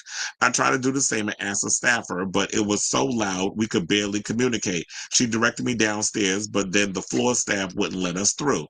The stadium speakers were pointed directly at our section, making each one of Beyonce's hits deafeningly loud and distorted. I'm not trying to sound like the quintessential Karen that complains that the concert is too noisy, but the audio from my seat was so blown out that bass sounded like she was wailing into a Tyler's plastic karaoke machine at full blast. And that's another thing too. When y'all close to them, you got to really think about all of that. It's not only just the stage design, the audio too. If you're too close to the speakers, or if you were like a little too close to where the speakers are, the speakers do sound distorted, and they do sound pretty bad, and they do sound crazy. So the sound quality and all the other stuff, it definitely does sound messy, because I've been in places where I've worked on before and I'm like, oh, that audio sound a little rough. Now, despite the chaos, the attendees decided to stop fighting and just try to enjoy the show for what they dubbed the dreaded corral. But by then, not the dreaded corral, the damage was done. Saying, I'd already missed Babe riding a mechanical bull on stage. I didn't want to spend more time shouting over the music at confused staff members. And look, at the end of the day, people need to realize the staff is only doing the best they can to try to accommodate the guests. because I've had somebody yell at me about the. Well, I'm really trying to enjoy the thing. I already missed the job. I was like, well, I apologize, but if you're trying to get help, then what more do you want me to do? It's like I will help you the best way that I can, and then get you. Because this is what happened during the Mary J. Blige concert. That there was so many people there complaining about, oh, they didn't have the big screens on because they can't really see. And I'm like, look, all of that is paid for. So it's not our fault. That's Mary and them. They didn't pay to have those big screens on, the big jumbo screens. So if they didn't pay for it, you got to watch the show like everybody else is watching it. Look down at the stage and enjoy. So that was on her. So a lot of it, people didn't realize when you in those live entertainment situations, a lot of it is not necessarily our fault, it's the company. So now they said that even although Beyonce is a master on stage and effortlessly powered through song after song, fans admit they felt defeated, saying, if I just stayed home, I could have watched the concert on YouTube from the comfort of my bed and saved for $700. Well, that's how I look at it. Now, they even tried to get a refund through, child, now good luck trying to get a refund of anything through Ticketmaster. They're a mess. And she said, I was told there was nothing they could do and that their fine print states that they're not responsible for the venue screwing up my view. The only silver lining, a refund of the $114 service fee. But that doesn't exactly make up for the cost of the ticket, transport, and wasted time. The fans ended their rant with one last sting, saying, quote, I've seen almost every pop star from Beyonce's generation in concert, such as Alicia Keys, Rihanna, Britney, J-Lo, or I say Jennifer, Justin, they didn't say which one. I don't know if you're talking about Timberlake or Bieber, Miley, Pink, Christina, and this was by far the worst concert experience I've ever had. So that's coming from a disgruntled fan, but I want to hear from you all. What do you think of this? I mean, I want to hear the overall thoughts of what people thought who went to go see Beyonce and Cowboy Carter, who were complaining about this whole setup. And I think that's like, yeah, that's what you kind of have to deal with when you at these stadium type tours, when you're trying to get that eye level view of a show. And apparently, based off of where she got her tickets, I really need to see like receipts of exactly where she got her tickets from, so that way I could be able to determine like her overall complaint. But yeah, so I definitely want to hear from you all in regards to this. Do you think that she has a case, or is it just a situation of these are the risks that you have to deal with when you buy tickets to go see a concert, that there's going to be obstructive views or things blocked or whatever the case is. So let me know what you guys think of this story in the comments down below.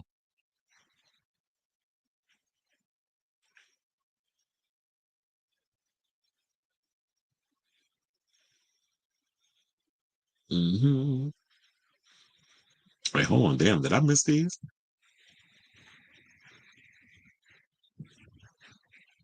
So you said, from the looks of it, people my age look like Rihanna way more than Beyonce. Well, you want to know something? No shade, but I actually kind of feel like that too. Like I think I've actually liked Rihanna more than Beyonce. Beyonce is cute or whatever, but I feel like she's not like. And she's definitely an amazing performer. She has some good songs, but I never was into her to the point where it's like obsessed. I have to go to her concerts. Like she never was that girl that gave it to me in that way. I've always kind of liked Rihanna because Rihanna had like more of that that rebellious spirit. She to me has more in common with Madonna than Beyonce. Like there's a bit of a punk spirit to Rihanna when I look at her in regards of, she does whatever she wants and doesn't give a fuck. Like that's what she gives me in regards to her energy. So I've always kind of liked Rihanna. And Rihanna's catalog is way more diverse. Rihanna has 14 number one hits on the Billboard Hot 100, more than Whitney, Janet, and Beyonce. Okay. Ugh, this bitch. Megyn Kelly called it anti-white, and she was attacked and called it, girl, don't nobody care about Megyn Kelly. She just mad because her man-looking ass wasn't invited to the Met Gala. And said maybe you can have I do have a tablet, actually. I got an iPad. I just didn't bring it with me right now. And it said, gave me Dita Parlo and Confessions Tour Music Inferno. Well, let's see if she get that refund. She taking it to court.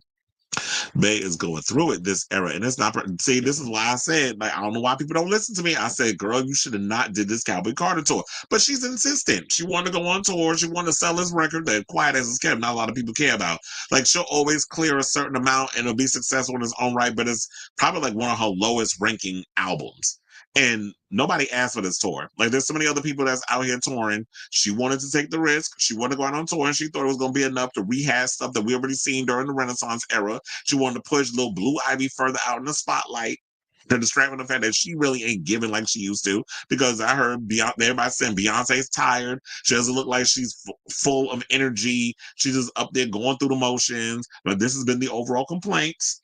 And then she almost got hit by one of them little machines during Cozy because somebody marked the floor. So it just seems like there's a lot of omens going on with this tour. Whereas we didn't hear no craziness coming out with Renaissance. Cowboy Carter said there's a lot of sabotage going on. And then she got sued or a cease and desist from my boss, Jim Nolan. Or Jim Dolan. I said Nolan. Jim Dolan sent a cease and desist because she was using visuals of the sphere. And they'd be like, oh, she told him. Told him what? She just changed because of the cease and desist. You thought that was a read that she ate? Oh, she told Jim Dolan. His money's still flowing. First of all, the Knicks is doing well. They won last night. They still in the, they still out here. They won night one against who is it? The Pistons, who I can't stand. So, I feel like there definitely is an ego thing. It's like, girl, you didn't have to do Cowboy Carter. You could have waited until the rock album, allegedly, that you supposed to be putting out comes out and then merged all three albums together and did a huge tour that way. You got enough money. You worth like damn near $800 million. You don't need no more damn coins, sis. So you're not hurting for cash. So I don't understand the point of the tour.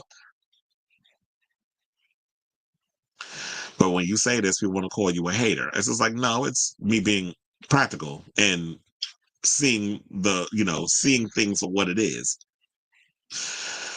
Now, let's get into this mess. Let's talk about the Beckhams, because apparently the family is out here fighting. And yeah, they're going through it. So yeah, David Beckham just recently had his 50th birthday party. I thought he had his birthday party already. But apparently Brooklyn and his wife, Nicola Peltz, was not there. And according to page 6, they say it goes a lot deeper than what's going on because, Brooklyn wasn't at his father's birthday party. So according to page 6, they said Brooklyn Beckham's birthday snub of dad is appalling and his family just can't deal with the nonsense anymore. This is according to a source. Now, despite reports that Brooklyn and his wife, Nicola Peltz Beckham, were rebuffed after asking to see David in London last week, page 6 is told that the couple made no attempt to see the superstar athlete during his 50th birthday celebrations amid a very sad and deepening family rift.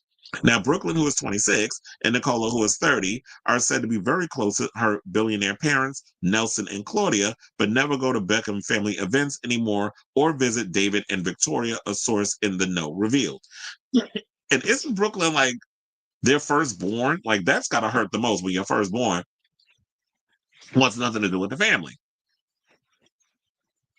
The young couple have not been pictured with Brooklyn's parents or siblings since Christmas.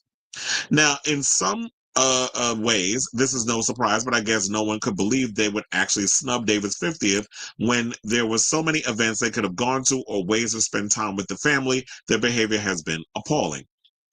Well, maybe people need to point out that Romeo is out here dating Brooklyn's ex. So maybe that's the reason why the family is not really, cool with each other anymore, because you got one of the other sons, Romeo, who I think is, which one is he? I think that's Romeo, if I'm not mistaken. I'm like, damn, this child is tall. So how many damn kids? I know they got Cruz. They got a daughter too. So it's like 4 children, I believe. So Brooklyn, who was last pictured with his family in Miami over Christmas, failed to return for any of his father's festivities, which culminated in an all-star studded party in London on Saturday night, I should say, with guests including Tom Cruise. So now LA-based Brooklyn and Nicola, who we're told won't be attending the Met Gala Monday night, and they weren't there, despite rumors they were on the guest list, also missed David's first 50th celebration at Cipriani downtown in Miami. Okay, so this was the second party. Because I was like, wait, I could have sworn they talked about they had a birthday party already for David. Apparently, they had more than one. You know how the rich do. They'll celebrate the whole damn month. And they said, well, now we're in May, but you had a birthday party in March. But now you had another party. So they said in Brooklyn, who is a hot sauce entrepreneur, I got hot sauce in my bag, swag, did not join his parents and siblings, Romeo 22, Cruz 20. Okay, so I think that's Romeo and Cruz, who we see in that picture. And I was like, damn, Cruz is tall. And Harper, who's 13, at Victoria's fashion show in Paris in March. Now, David and Victoria they say they always turn up for Brooklyn and Nicola. Whether it's for the launch of his hot sauce brand or her movie premiere, it's just very sad. Well, I don't know much about Nicola. Is she an actress? How come I'm not familiar with her? So, yeah, I don't know this girl. Isn't her father like a famous? I could have sworn her father was like somebody that was trying to buy up Disney or something or another, was trying to get on the board, if I'm not mistaken. So yeah, they said that however, Brooklyn's family adores him, will always be there for him, saying they just can't deal with the nonsense anymore. David and Victoria just want Brooklyn to remember who he is because this behavior isn't him and how he was raised. So you trying to say that he was radicalized, that somebody's probably in his ear over there at the Peltz household, and Brooklyn's kind of like turned against his own family? Because I would think that maybe the reason why he's behaving the way he's behaving is because there's this alleged rift between him and his brother because the brother's out here hunching his ex-girlfriend. Which I'm like, there's no other girls out here that you could be getting with. Okay, so now they said things have never been the same, we're told, since the Peltz Beckham's now infamous Palm Beach wedding in April of 2022, when Nicola failed to wear a wedding gown by Victoria as originally planned. Nicola's father, Nelson Peltz, later launched legal action against wedding planners Nicole Brangan and Ariana Grijalba of Planned Design Events, claiming they could not handle the expectations of the star-studded guest list, which included more than 500 people, including numerous celebrities, athletes, dignitaries, and other influential individuals. The planners retorted with a countersuit, alleging that Nicola and her mother, Claudia, didn't want Brooklyn's family to know how messy the planning process had gotten. And because I'm sure if it was anything, what they could have did was get Victoria to come in and handle it, and she'd have been like, oh, I've got it. And they would have gagged. Because the Peltz clearly don't know what they're doing. But you know Victoria, she's very posh, hence Posh Spice. And so she's not going to allow this to be a mess. So that's probably what it was. They probably was feeling away because, you know, when you look at Victoria and David, excuse me, they're extremely famous. He's a famous, athlete. She's a famous pop star turned fashion designer. So nobody knows who the Peltz are outside of certain circles. So the case was settled in September of 2023. Now, as part of the settlement, PDE made a donation in the name of Nicola in Brooklyn to the Care Ukraine Crisis Fund. Both the initial and counter claims were dismissed with prejudice, meaning they cannot be reopened. There have also been reports that Brooklyn had fallen out with his younger brother Romeo over the latter's girlfriend Kim Turnbull, claiming Brooklyn previously had a romantic connection with her, but sources previously told Page Six this is untrue, saying it's just an excuse to find an argument, scoffed the source who called the rumors about the brothers nonsense. As part of his birthday celebrations, David had a family dinner last week, followed by a party at 3 Michelin star Core in London, which was attended by Eva Longoria, Guy Ritchie, Gordon Ramsay, and Tom Cruise, again, along with Ana de Armas, who, I don't know if y'all been hearing the rumors, but apparently Ana de Armas, who I actually like, is dating Tom Cruise. Now, girl, I hope this is not serious because your career is about to blow up with Ballerina, which comes out in a couple of weeks. And you don't want Tom Cruise and that Scientology to be, having a control over your personal. So have your little fling, let him, blow your back out. Don't get pregnant, because if you don't become a Scientologist, he's going to disown you like he did Suri, allegedly. So have your fun and keep it moving. So they said things got so miraculous that the Sun reported the bash was shut down at 3:30 a.m. amid noise complaints. Now Page Six says they reached out to David and Victoria Beckham and Brooklyn and Nicola Beckham for comment, and they have yet to respond. But it's like, I like the Beckhams, I like Victoria, I like David. I don't know much about the kids.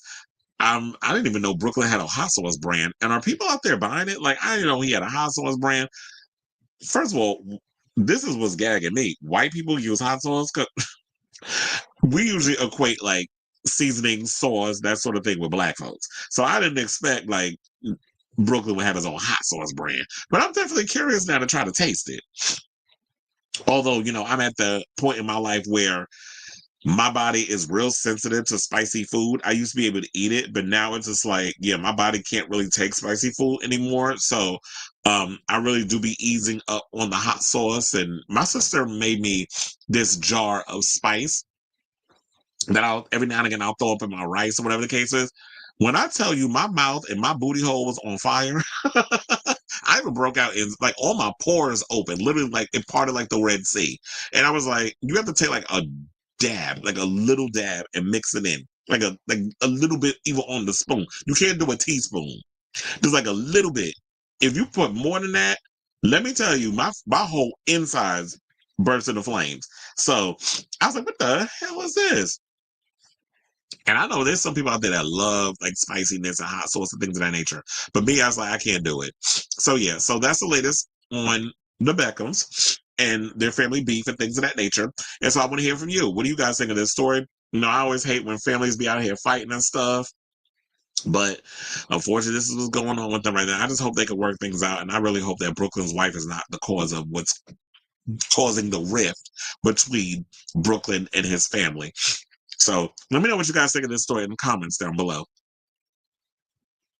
Yeah, this is what I hate about having a cold and your nose starts itching and you worried about it running and then, I'm coughing. I just can't wait for this to get over. Somebody got me sick at work. Okay, let's see what's Dillon. The husband of Diane von Furstenberg came out. Oh, he's a homosexual. The day of the 50th anniversary of their marriage. Oh damn, she done watched that. She wasn't marrying herself a gay man and didn't know. Well, a lot of women out here don't be really knowing. Watch out, Tom Cruise. Mm-hmm. My grandpa loves Tabasco. He calls it white people hot sauce. That's funny. Not white people hot sauce. Us people of color, we just call it hot sauce. All right, y'all. So let's move on. And let's talk about Don Lemon and Wendy Williams. How you doing? So according to reports, and that report would be from Rob Shooter over on his Substack, which I'm sorry, but like the last Substack he did, I'm gonna call cap on this story too. They said that Wendy and Don Lemon are plotting their big network TV comebacks after both being fired from their previous gigs. He was once over on CNN. He got his $25 million payment because he didn't finish out his contract. And then Wendy got fired. They canceled her show over on Fox after she stopped showing up for work. And so shout out to Radar Online for this story because that's where I heard about it. Now, Lemon, who's 59, has been on TV since being fired from CNN after his controversial on-air comments about former Republican president candidate Nikki Haley being past her prime. And I've heard a lot of people say worse, but of course, this is, whatever. Williams, who's 60, retired from broadcasting after being diagnosed with aphasia and frontotemporal dementia, but has spent the last 3 years living under a legal guardianship that oversees both her finances and health. According to Hollywood Insider, I should say, Rob Shooter, who writes on Substack, the pair are ready to reclaim their careers. He said, they're great friends. They are serious about teaming up for a new project. Don and Wendy both have big personalities and love the idea of shaking things up on TV again. The industry sources say a team up would lead to a new talk program with a combination of the hard-hitting interviews Lemon is known for and hot topics and energy only Wendy can bring. The two are said to be brainstorming ideas now and finalizing concepts to shop to networks. Last month, they were spotted having dinner together at Il Cantonori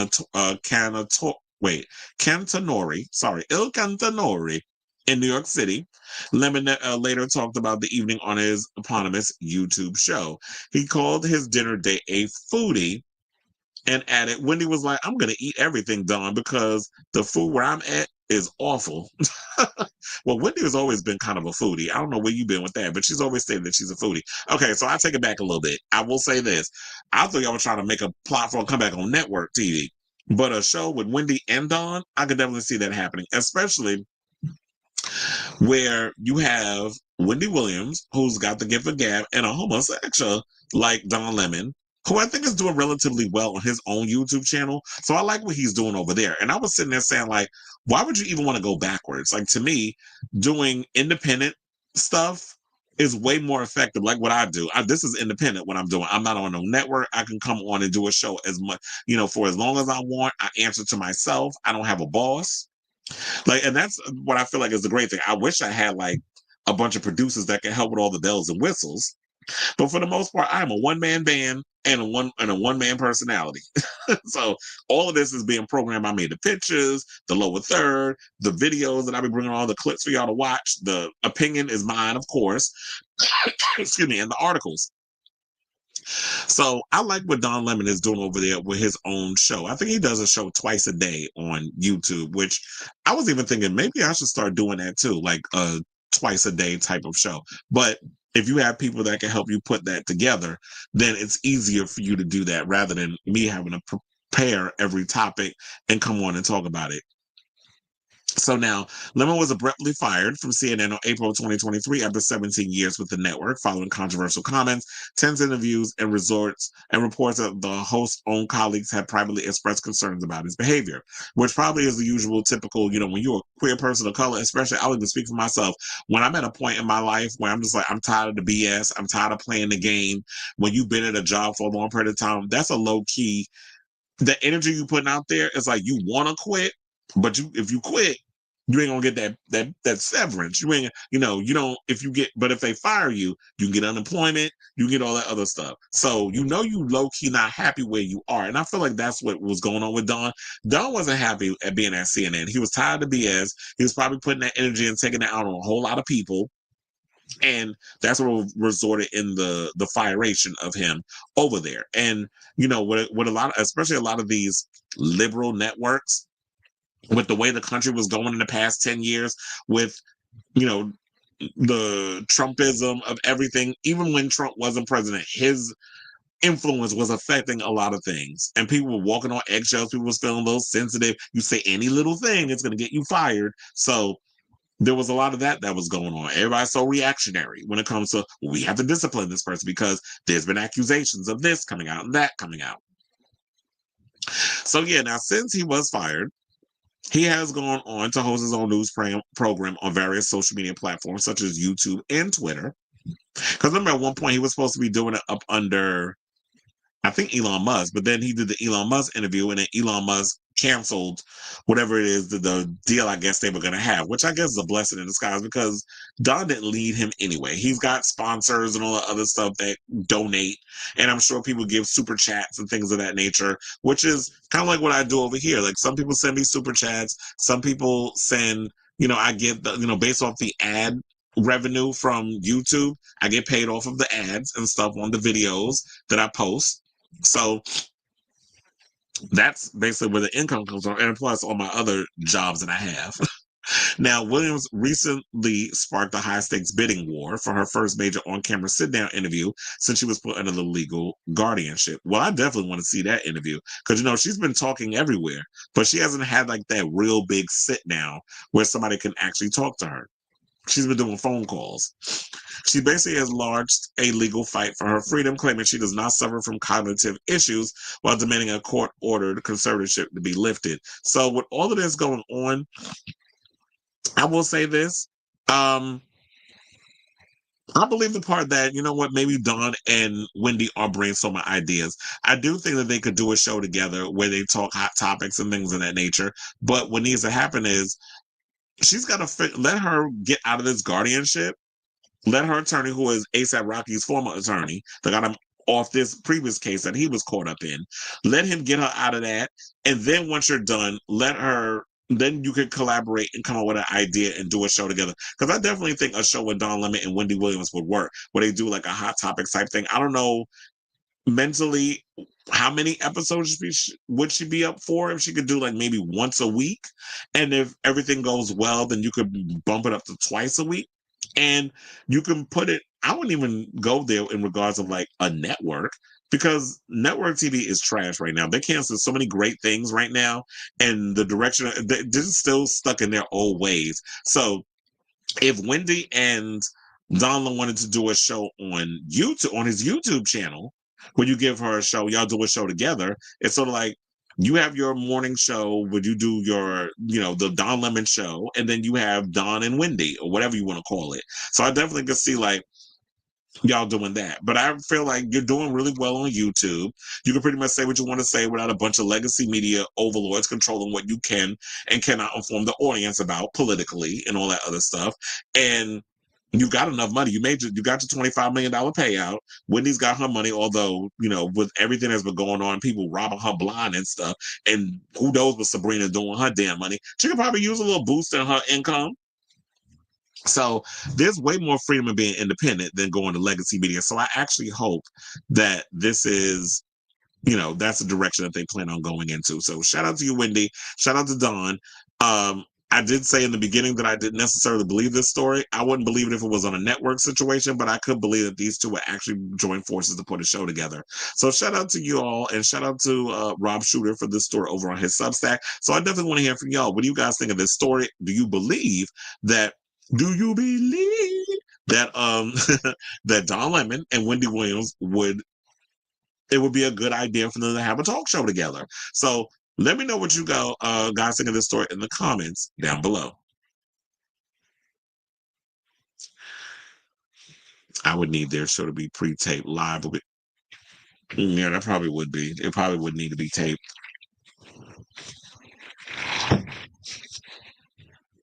You said I would love a show from you. You want to know something? I actually consider that. I actually consider like doing a morning show and then later on, like around 5 o'clock, doing another show. Because sometimes, like, especially when I have situations like what happened yesterday, where I had plans to come on and do a show, and then things got like my internet was internet, as y'all saw earlier. It went out and started messing up again.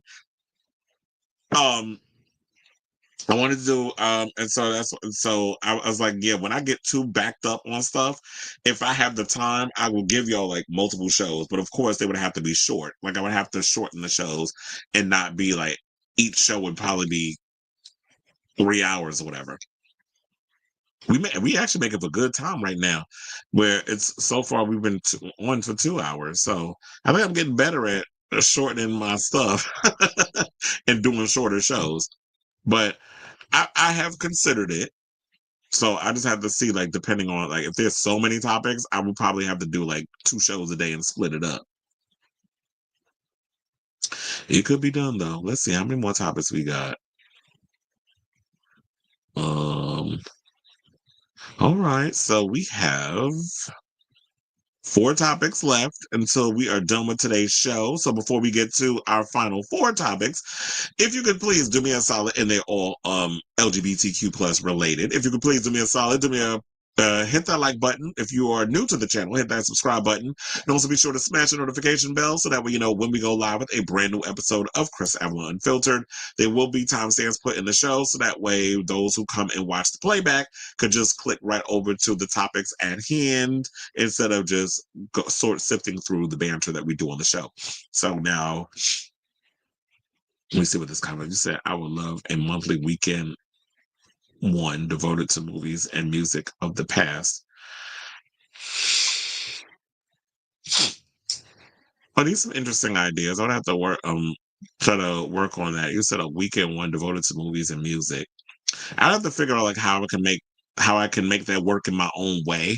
But that does sound like a interesting idea that we just talk about past music or past movies or things like, because I do talk a lot about that on social media, where I bring up like classic records, or like yesterday I brought up like one of my favorite Janet albums. I posted with The Velvet Rope, and everybody was in the comments talking about it. So or I'll bring up a lot of old horror movies where I'll post like the pictures and talk about, this is an underrated gem. Like the other day I brought up Fright Night Part 2. There was one person that said they didn't even know they had a Part 2. I was like, yeah, there's a Part 2. Actually, it was on YouTube, so that's how I watched it. They, sometimes they post movies and stuff on YouTube, and I'll be like, yeah, this is a gem that you can't find nowhere. But somebody recorded and posted it on the social medias. So that might be an interesting idea. All right, so now where are we going? Okay, so now speaking of old movies, and this came out in like the 90s, so technically it is old. I think it's like 25 years old. Let's talk about Wild Things. So, Wild Things, I remember when this movie first came out, I did go to the movies to see it because, first of all, at the time, Neve Campbell's career was blowing up. She was in Scream, she did The Craft. Then she did this movie. So anything Neve Campbell was in, I was definitely watching. And then Denise Richards was also in it. I was obsessed with Denise Richards back in the day. She's a mess now, but I love me some Denise Richards. And then on top of that, there was this ongoing rumor because this movie was like all about like these real sex twists and turns and things.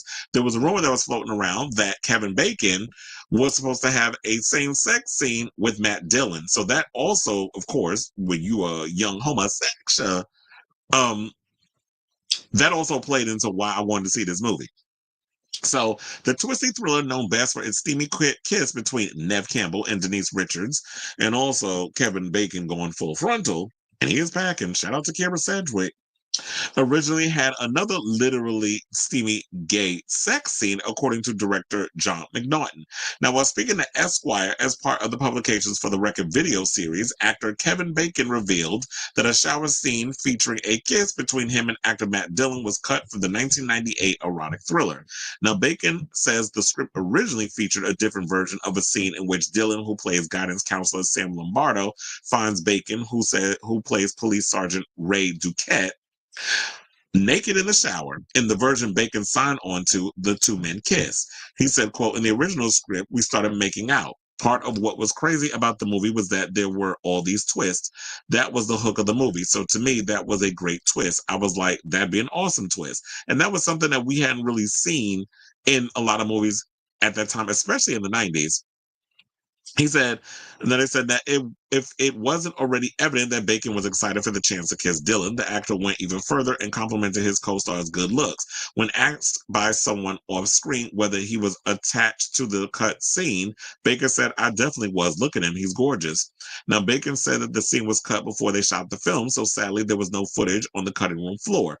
Though the kiss between Dillon and Bacon never made it to celluloid, Wild Things is famous or infamous for its same-sex kiss between stars Neve Campbell and Denise Richards, who both play students who have accused Dillon's guidance counselor character of the R word. There's a lot to the plot, so if you haven't seen it, I would say definitely check this movie out.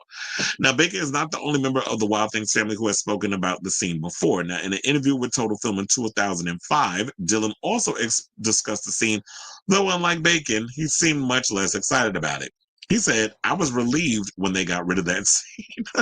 He said, Kevin seemed to be pretty attached to it, though.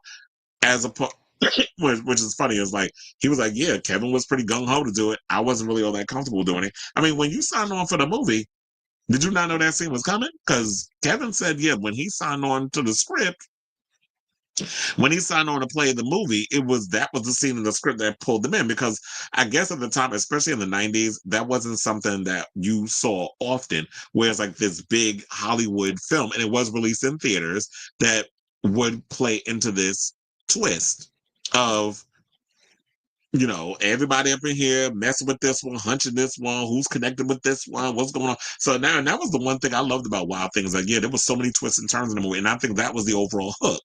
So I haven't seen it in a while, so I definitely need to go. I definitely need to go check it out, though. So now in 2023, Wild Things director John McNaughton also spoke with Entertainment Weekly about his much storied lip lock. He said that he received some pushback on the proposed scene, which led to it being nixed, saying, I love surprise and I love stuff that I don't see coming, he said. But in that moment, it was like, you win some, you lose some, we're moving on. While McNaughton didn't say who gave him pushback, EW said that the director refused to specify which star did not want to shoot the homoerotic tryst. Well, if you're saying which star, we all know it was Matt Dillon. Who, sidebar, I liked his brother Kevin. You don't really see Kevin in a lot of stuff. The last time we seen Kevin Dillon in something was Entourage. But I liked him in The Blob, the remake. We had the mullet. So I always like Kevin Dillon. I like Matt Dillon too. First of all, yeah, it is true. Matt Dillon is hot. I mean, look at the picture of him on the right. Who wouldn't want to make out with him? And Matt Dillon was a star back in the day. So they also said that, so we're hearing conflicting reports because in 2005, Kevin Bacon said the film's investors were behind the cut. And he said, I thought it was great because the whole movie was about secrets coming out, right? As reveals go, that one was just huge. Unfortunately, the financiers didn't like the idea of men making out. They felt it went too far. They felt it wasn't right. No, you were feeling, you were in your feelings. You didn't want to see something like that. So you didn't want to invest in that twist. And I wish, so this is the one thing I hate about art. It's like if you have an idea and you want to do things, be it for shock value or there's some interesting twists or there's a scenario in the film that you didn't see coming. You just want to be an artist. But when you have investors who are like, well, if I'm putting money into your situation, then there's things in this film that I want you to take out. But I'm like, but if you're investing in the project, why does things have to be taken out or removed or whatever the case is? If you want to invest in the project, invest in what is there and why the movie is what it is. But this is not how a lot of them think. So the financiers didn't want to deal with it. And then you had Matt Dillon didn't want to shoot the scene because he probably at the time, in the 90s, they probably felt like, oh, there's gay stuff up in here. How is this going to affect my career? Especially when you see two men kiss, because you've always heard that old wives' tale of like, if you do a gay sex scene, if you portray a sexually fluid man or whatever the case is, it's going to ruin your career. You're never going to work in this town again. There's always been those stereotypes. I mean, now the times have changed, but the way this administration is going, it seems like we're going backwards in a lot of stuff. But for the most part, that one, I feel like if Wild Things was released today, that scene would have went. I feel like that scene would have happened, but back then, because it was the 90s, it was like it's a much easier pill to swallow for two women to go and make out and have a scene together versus two men. Hence, like this last episode of The Last of Us, if you know, you know what I'm talking about with that. So I say all this to say, what do you guys think of this story? Are you a fan of Wild Things? Have you seen the movie? And are you disappointed when you find out like the tea behind the scenes of that film on why that same-sex male scene was cut from the movie? Whatever your thoughts are, let me know in the comments down below.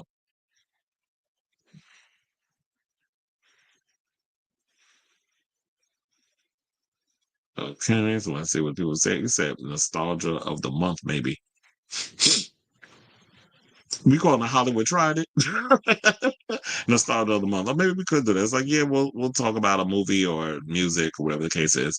They said that was such a big deal. Jackie Chan was that man in the late 90s or early 2000s.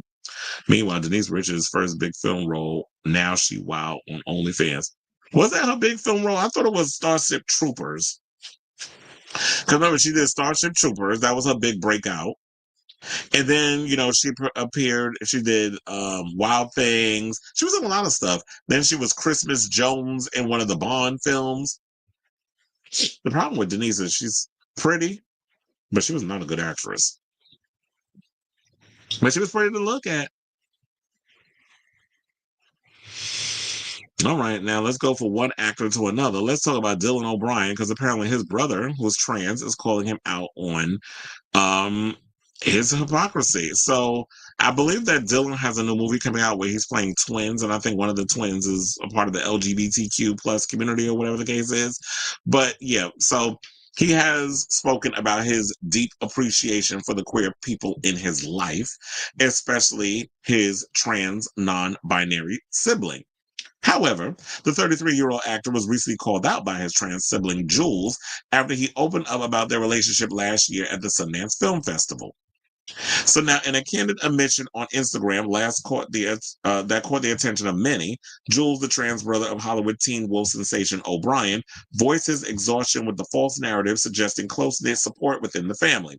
Now, in an eye-opening response to a comment, Jules disclosed that, shockingly, communication between the siblings had been non-existent for some time, stating over a year had passed since their last exchange.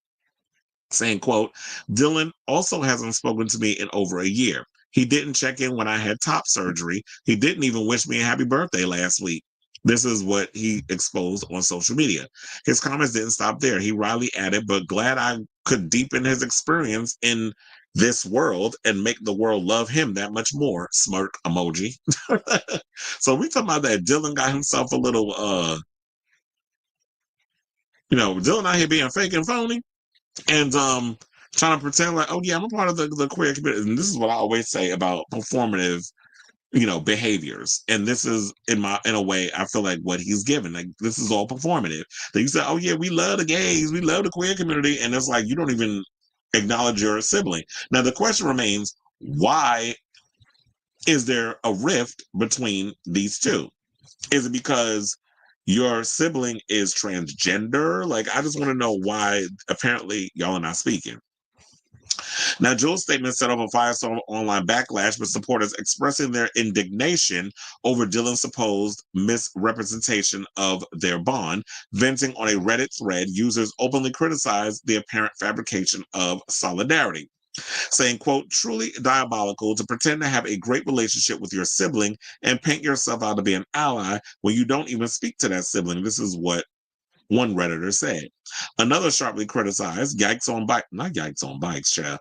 He shouldn't try to score points as a supportive sibling when he hasn't spoken to said sibling in a year.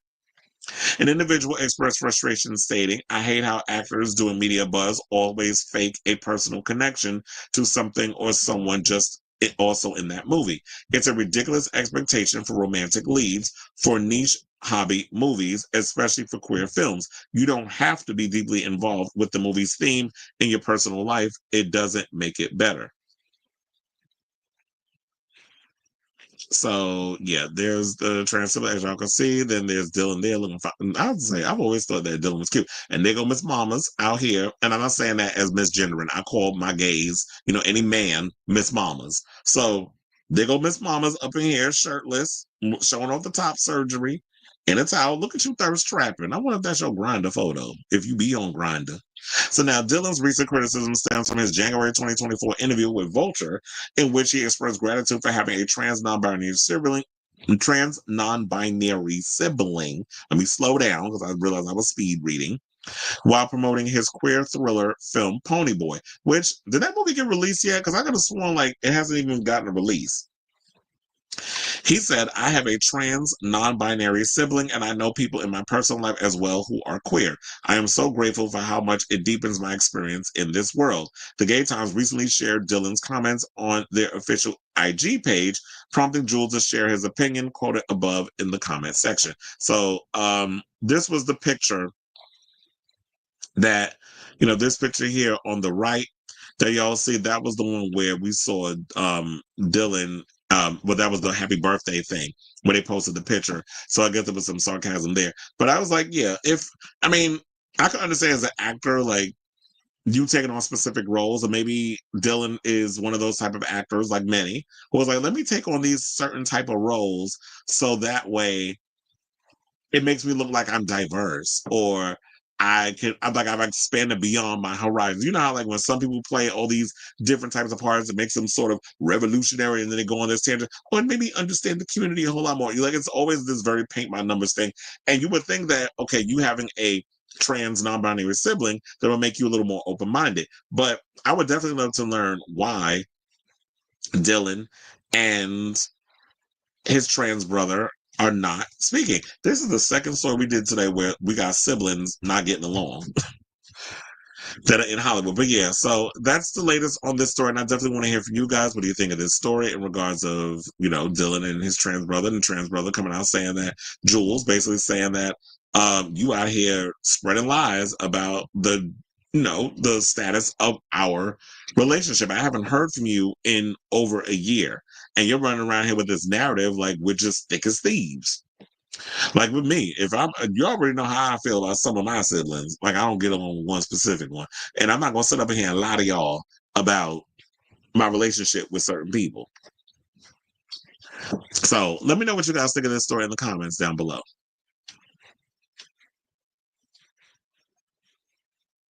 Yeah, it didn't make her. She had a small role in that.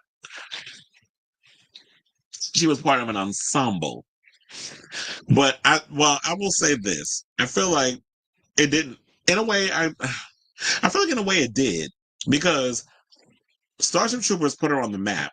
A lot of people started noticing, like, okay, who is this girl that's in this movie because of how beautiful she is. So I do feel like Starship Troopers put Denise Richards on the map, and it did. So it did make her. It put her into these other movies, because if she didn't do Starship Troopers, I don't think she would have appeared in Wild Things and uh one of the Bond films and a bunch of other roles that she was doing.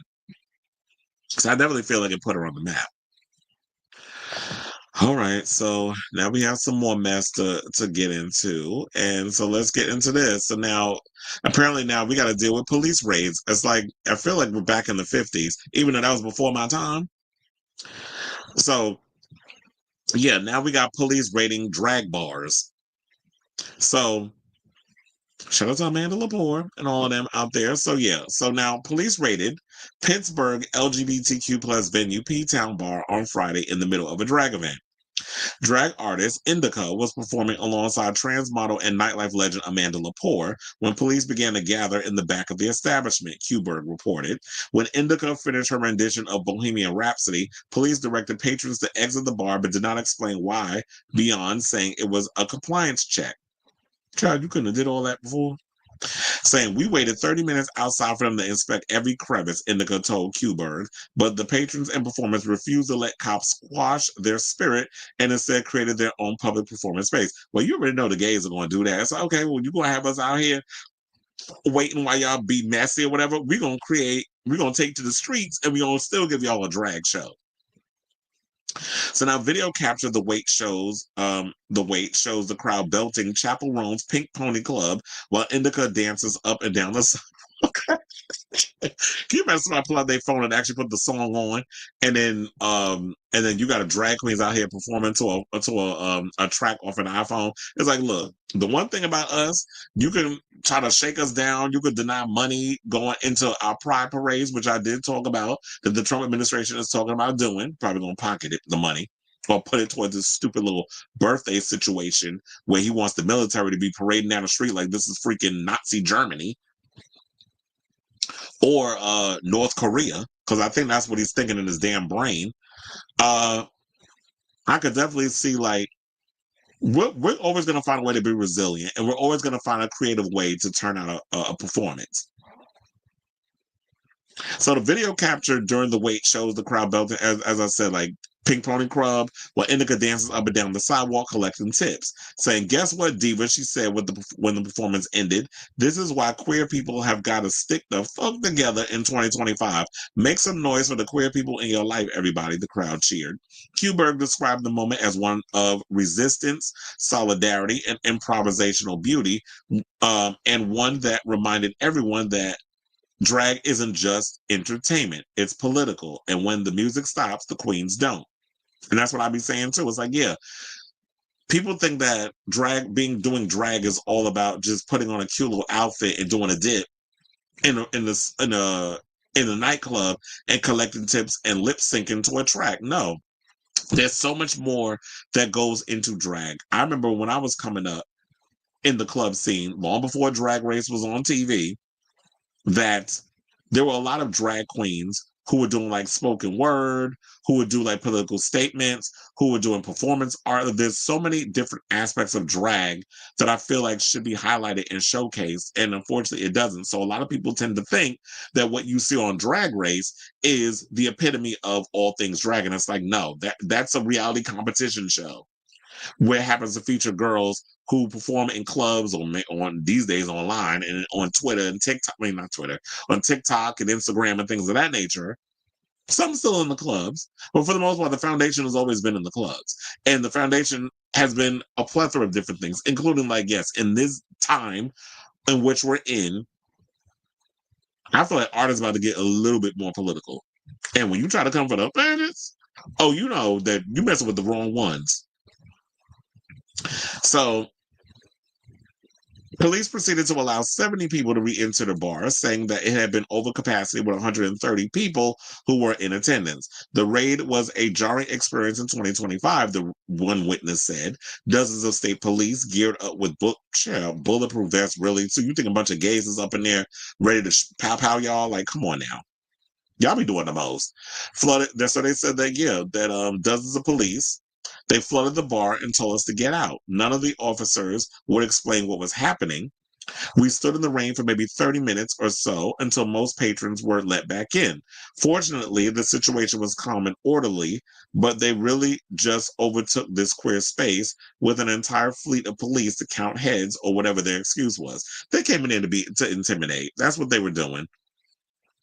It's like literally, I feel like this administration is trying to take us back to a time when they discriminated. And what's going to be next when y'all do the gay clubs? Y'all going into black establishments? You already saw, like, what was it, in Colorado? There was a raid on a nightclub where I think it was a lot of Latin people in there. They were trying to say that a lot of them were migrants, like illegal immigrants. So Corey Dunbar, a security guard for P-Town Bar, praised the way the staff handled the incident, saying they ensured patrons' safety and nerves during the process since many people were shaken up. State police told Pittsburgh the raid was instigated by the Allegheny County Nuisance Bar Task Force. It's not known who made the initial complaint that led the cops there. Witnesses say that officers would not look the queen. Of course they wouldn't. They probably think they were going to that being a homosexual is contagious. So witnesses said officers would not look queens in the eye and would not answer their questions about why things like this never happen at straight bars. Nicola also said that some officers even really? They said that some of the officers even asked to take selfies with Amanda Lepore. So y'all want a picture with her. So the question remains is, did y'all know Amanda? Or is it because how Amanda looked, y'all want to take a picture so y'all can go back to the precinct and basically mock her? Because we already know that Amanda is an icon in our community. But I'm sure, like, in some way, because Amanda was the muse of David LaChapelle, and she's done a lot of fashion and things of that nature, and she is a staple within the New York City nightlife scene, that maybe they were familiar with Amanda. But I wish a motherfucker would sit up here and tell me and ask me for a damn selfie after all that mess. I understand y'all doing y'all job and stuff, and we shouldn't necessarily, go in on y'all because they have bosses they have to answer to. But that would have pissed me off. But I do applaud the fact that, in this day and age, that people were not flying off the handle, being physical, throwing bricks. Like, it's not back in the day of how it used to was. But if it gets to that point, which I feel like that the way this government is treating a lot of marginalized communities, there's gonna be some people that's sick and tired of these little raids. Like, I'm like, of course, like I said, this is before my time. I never got to experience those times of being in a bar and you're constantly like being raided by the police, and then it gets to that tipping point where you just sick and tired of y'all starting y'all mess and arresting people and stuff for being gay. But I do feel like it's going to get to that place where they're trying to roll back all our rights and make it illegal for any of us, unless you're white, male, and rich, to exist.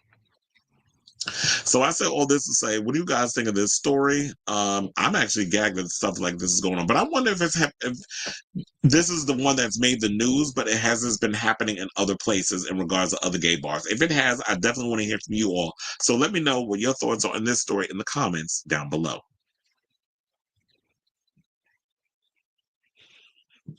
And this is why it's so problematic when people like...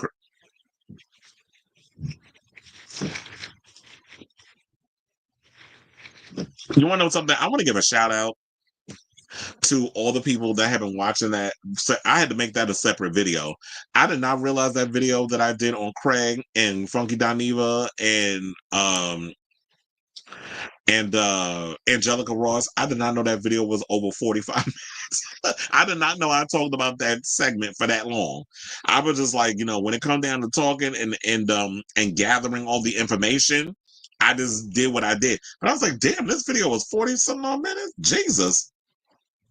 But I want to shout out because the video was doing relatively well on YouTube. I am mad because based off the Southern Matter, whatever, it's like the monetary situation is a little shaky on that. Like it's not like I can't get like the full situation, so I'm a little irritated because I feel like they YouTube does like to crack down on certain things with the subject matter, but I'm like, it's talking about trans and non-binary people. I don't know why this is considered a red flag, but whatever.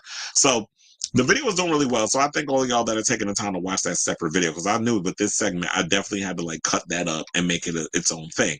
But yeah, I do agree that when you start disparaging trans and non-binary folks, you think that they're the only ones you thinking, oh, well, y'all making it too bad or too difficult for us, whatever the case is. Who, when they done with the trans and the non-binary, who you think they coming after next? Us. So don't think that you exempt, sir.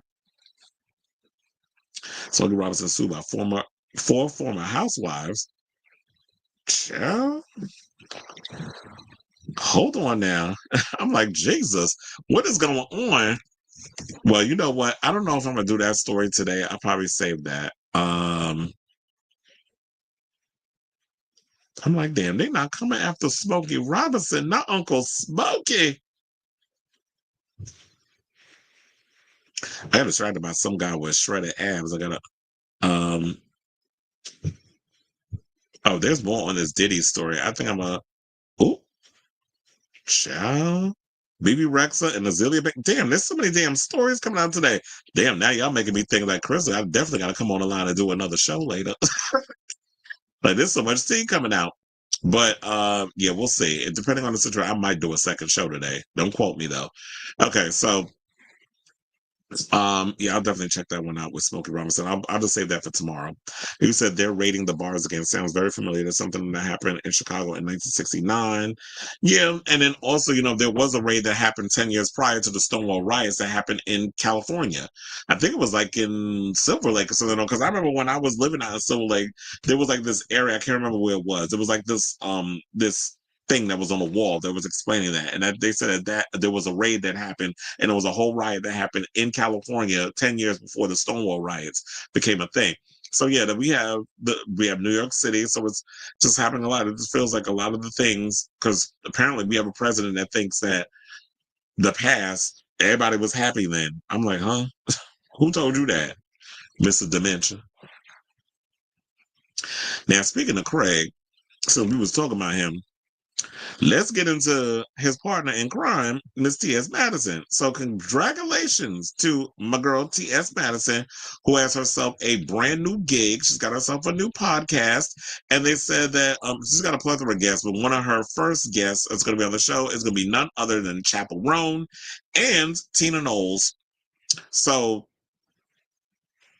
Outlaws with T.S. Madison for RuPaul's Drag Race judge and LGBTQ plus activist T.S. Madison is the latest addition to iHeartRadio's Outspoken Podcast Network, the Hollywood Reporter can exclusively announce.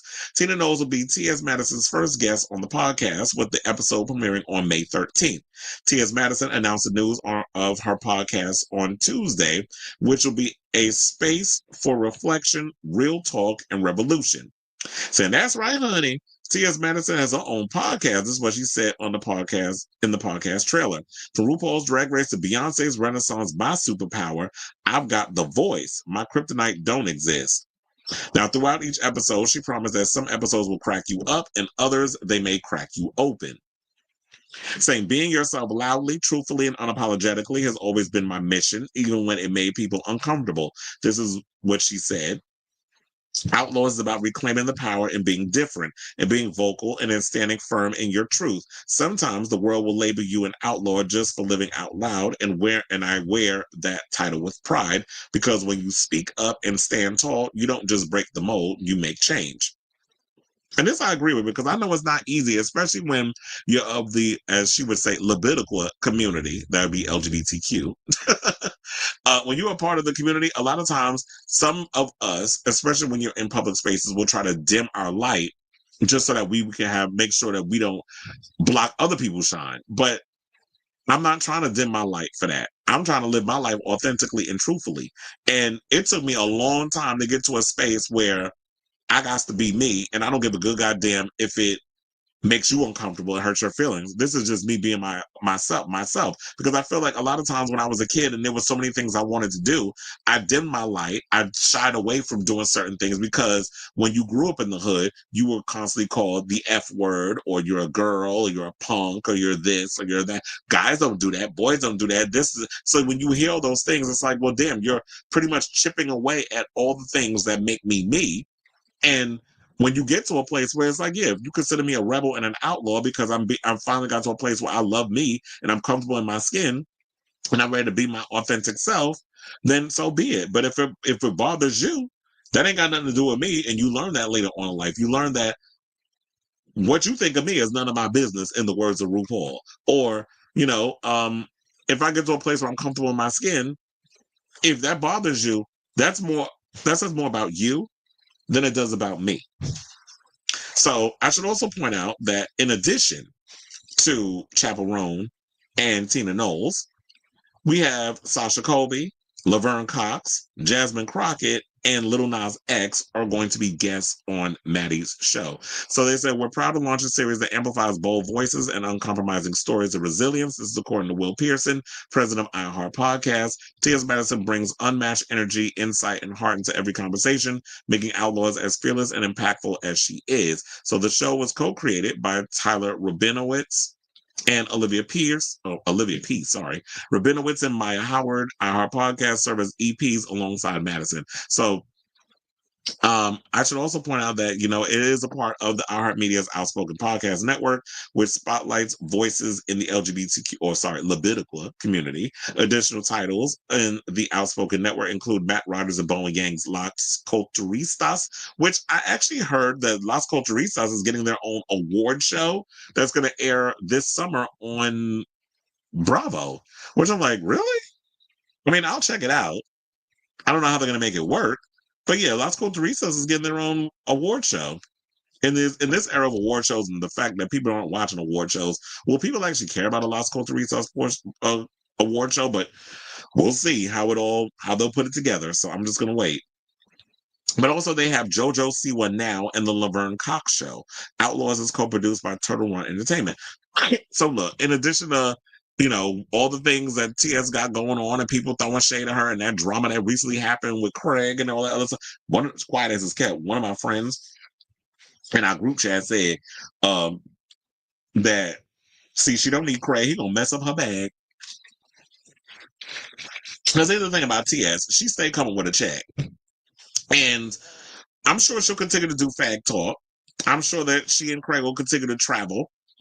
And I don't think it'll interfere with her doing RuPaul's Drag Race. She's booked and busy and all of that stuff. So Maddie's going to be fine. I'm definitely looking forward to seeing what this podcast is going to give and what she's actually going to serve on it, because I definitely want to hear these interviews. I'm definitely looking forward to checking it out.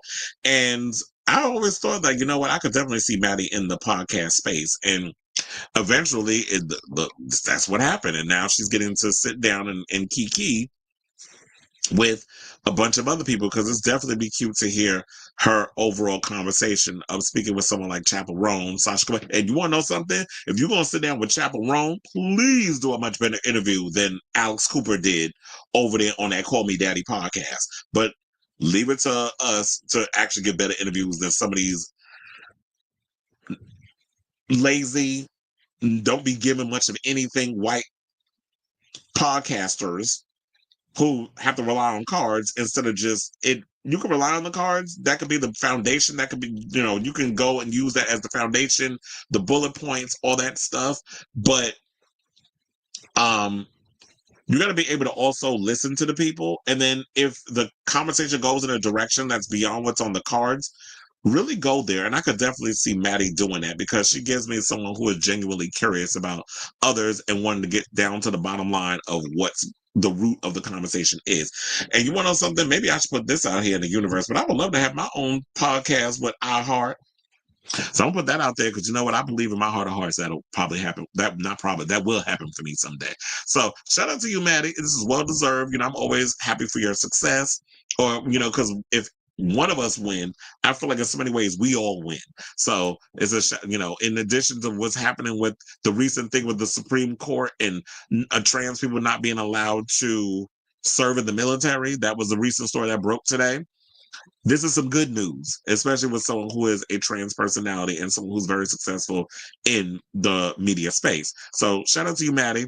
Love all that you're doing and continue success. So I definitely want to hear from y'all. What do you think of this story? Are you looking forward to Maddie's Outlaws podcast? Don't know when it's going to pop off. I'm thinking maybe sometime in the summer, but I'll definitely keep an eye out for when the premiere is for that show, when that story further develops. So let me know what your thoughts on this story is in the comments down below.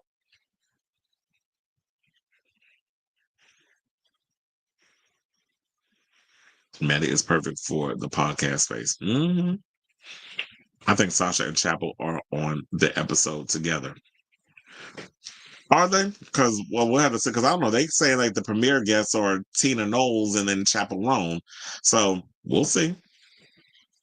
I want Rue and Michelle to bring their podcast back, but instead he wants to have his own book. Chill. We are not Oprah. And also, how is the book club doing? Because we don't be hearing nothing about it. I was like, yeah, what's going on with What's the Tea? They need to bring that back. Or is it that do they not have the time? Look, Alaska was busy with Drag the Musical. She made time to sit down with Willem for them to do, their show. So if Alaska can make the time to do what she's doing, Rue, you can make the time for you and Michelle to do What's the Tea. And especially like y'all could book it around the time of y'all filming Drag Race and just talk about what needs to be talked about. But I don't know. It just seems like all the things that was great about Rue in the beginning, he's not really that interested. It just feels like you're just going through the motions at this point. But look, we about, 3 days away from the All-Stars 10 premiere? So yeah, there's that. But anyway, so we are officially at the end of today's show. I want to thank you all for tuning in to the latest episode of Chris Avalon Unfiltered. Yes, he is too private. If you have not already, I'll ask one more time. Please hit that like button. If you are new to the channel, hit that subscribe button and also smash the notification bell so that way you know when we go live with a brand new episode of Chris Avalon Unfiltered. We'll be back tomorrow, Lord willing, and if the internet is not interneting like it screwed me over today, but we made it through the show. We managed to make it work, even though there was a little glitch in the matrix. So yeah, I'll be back tomorrow with a brand new episode of Chris Avalon Unfiltered. Love you all for your support. Thank you all for watching. Thank you all for commenting in the chat and all that good stuff. And until next time, ciao, darlings.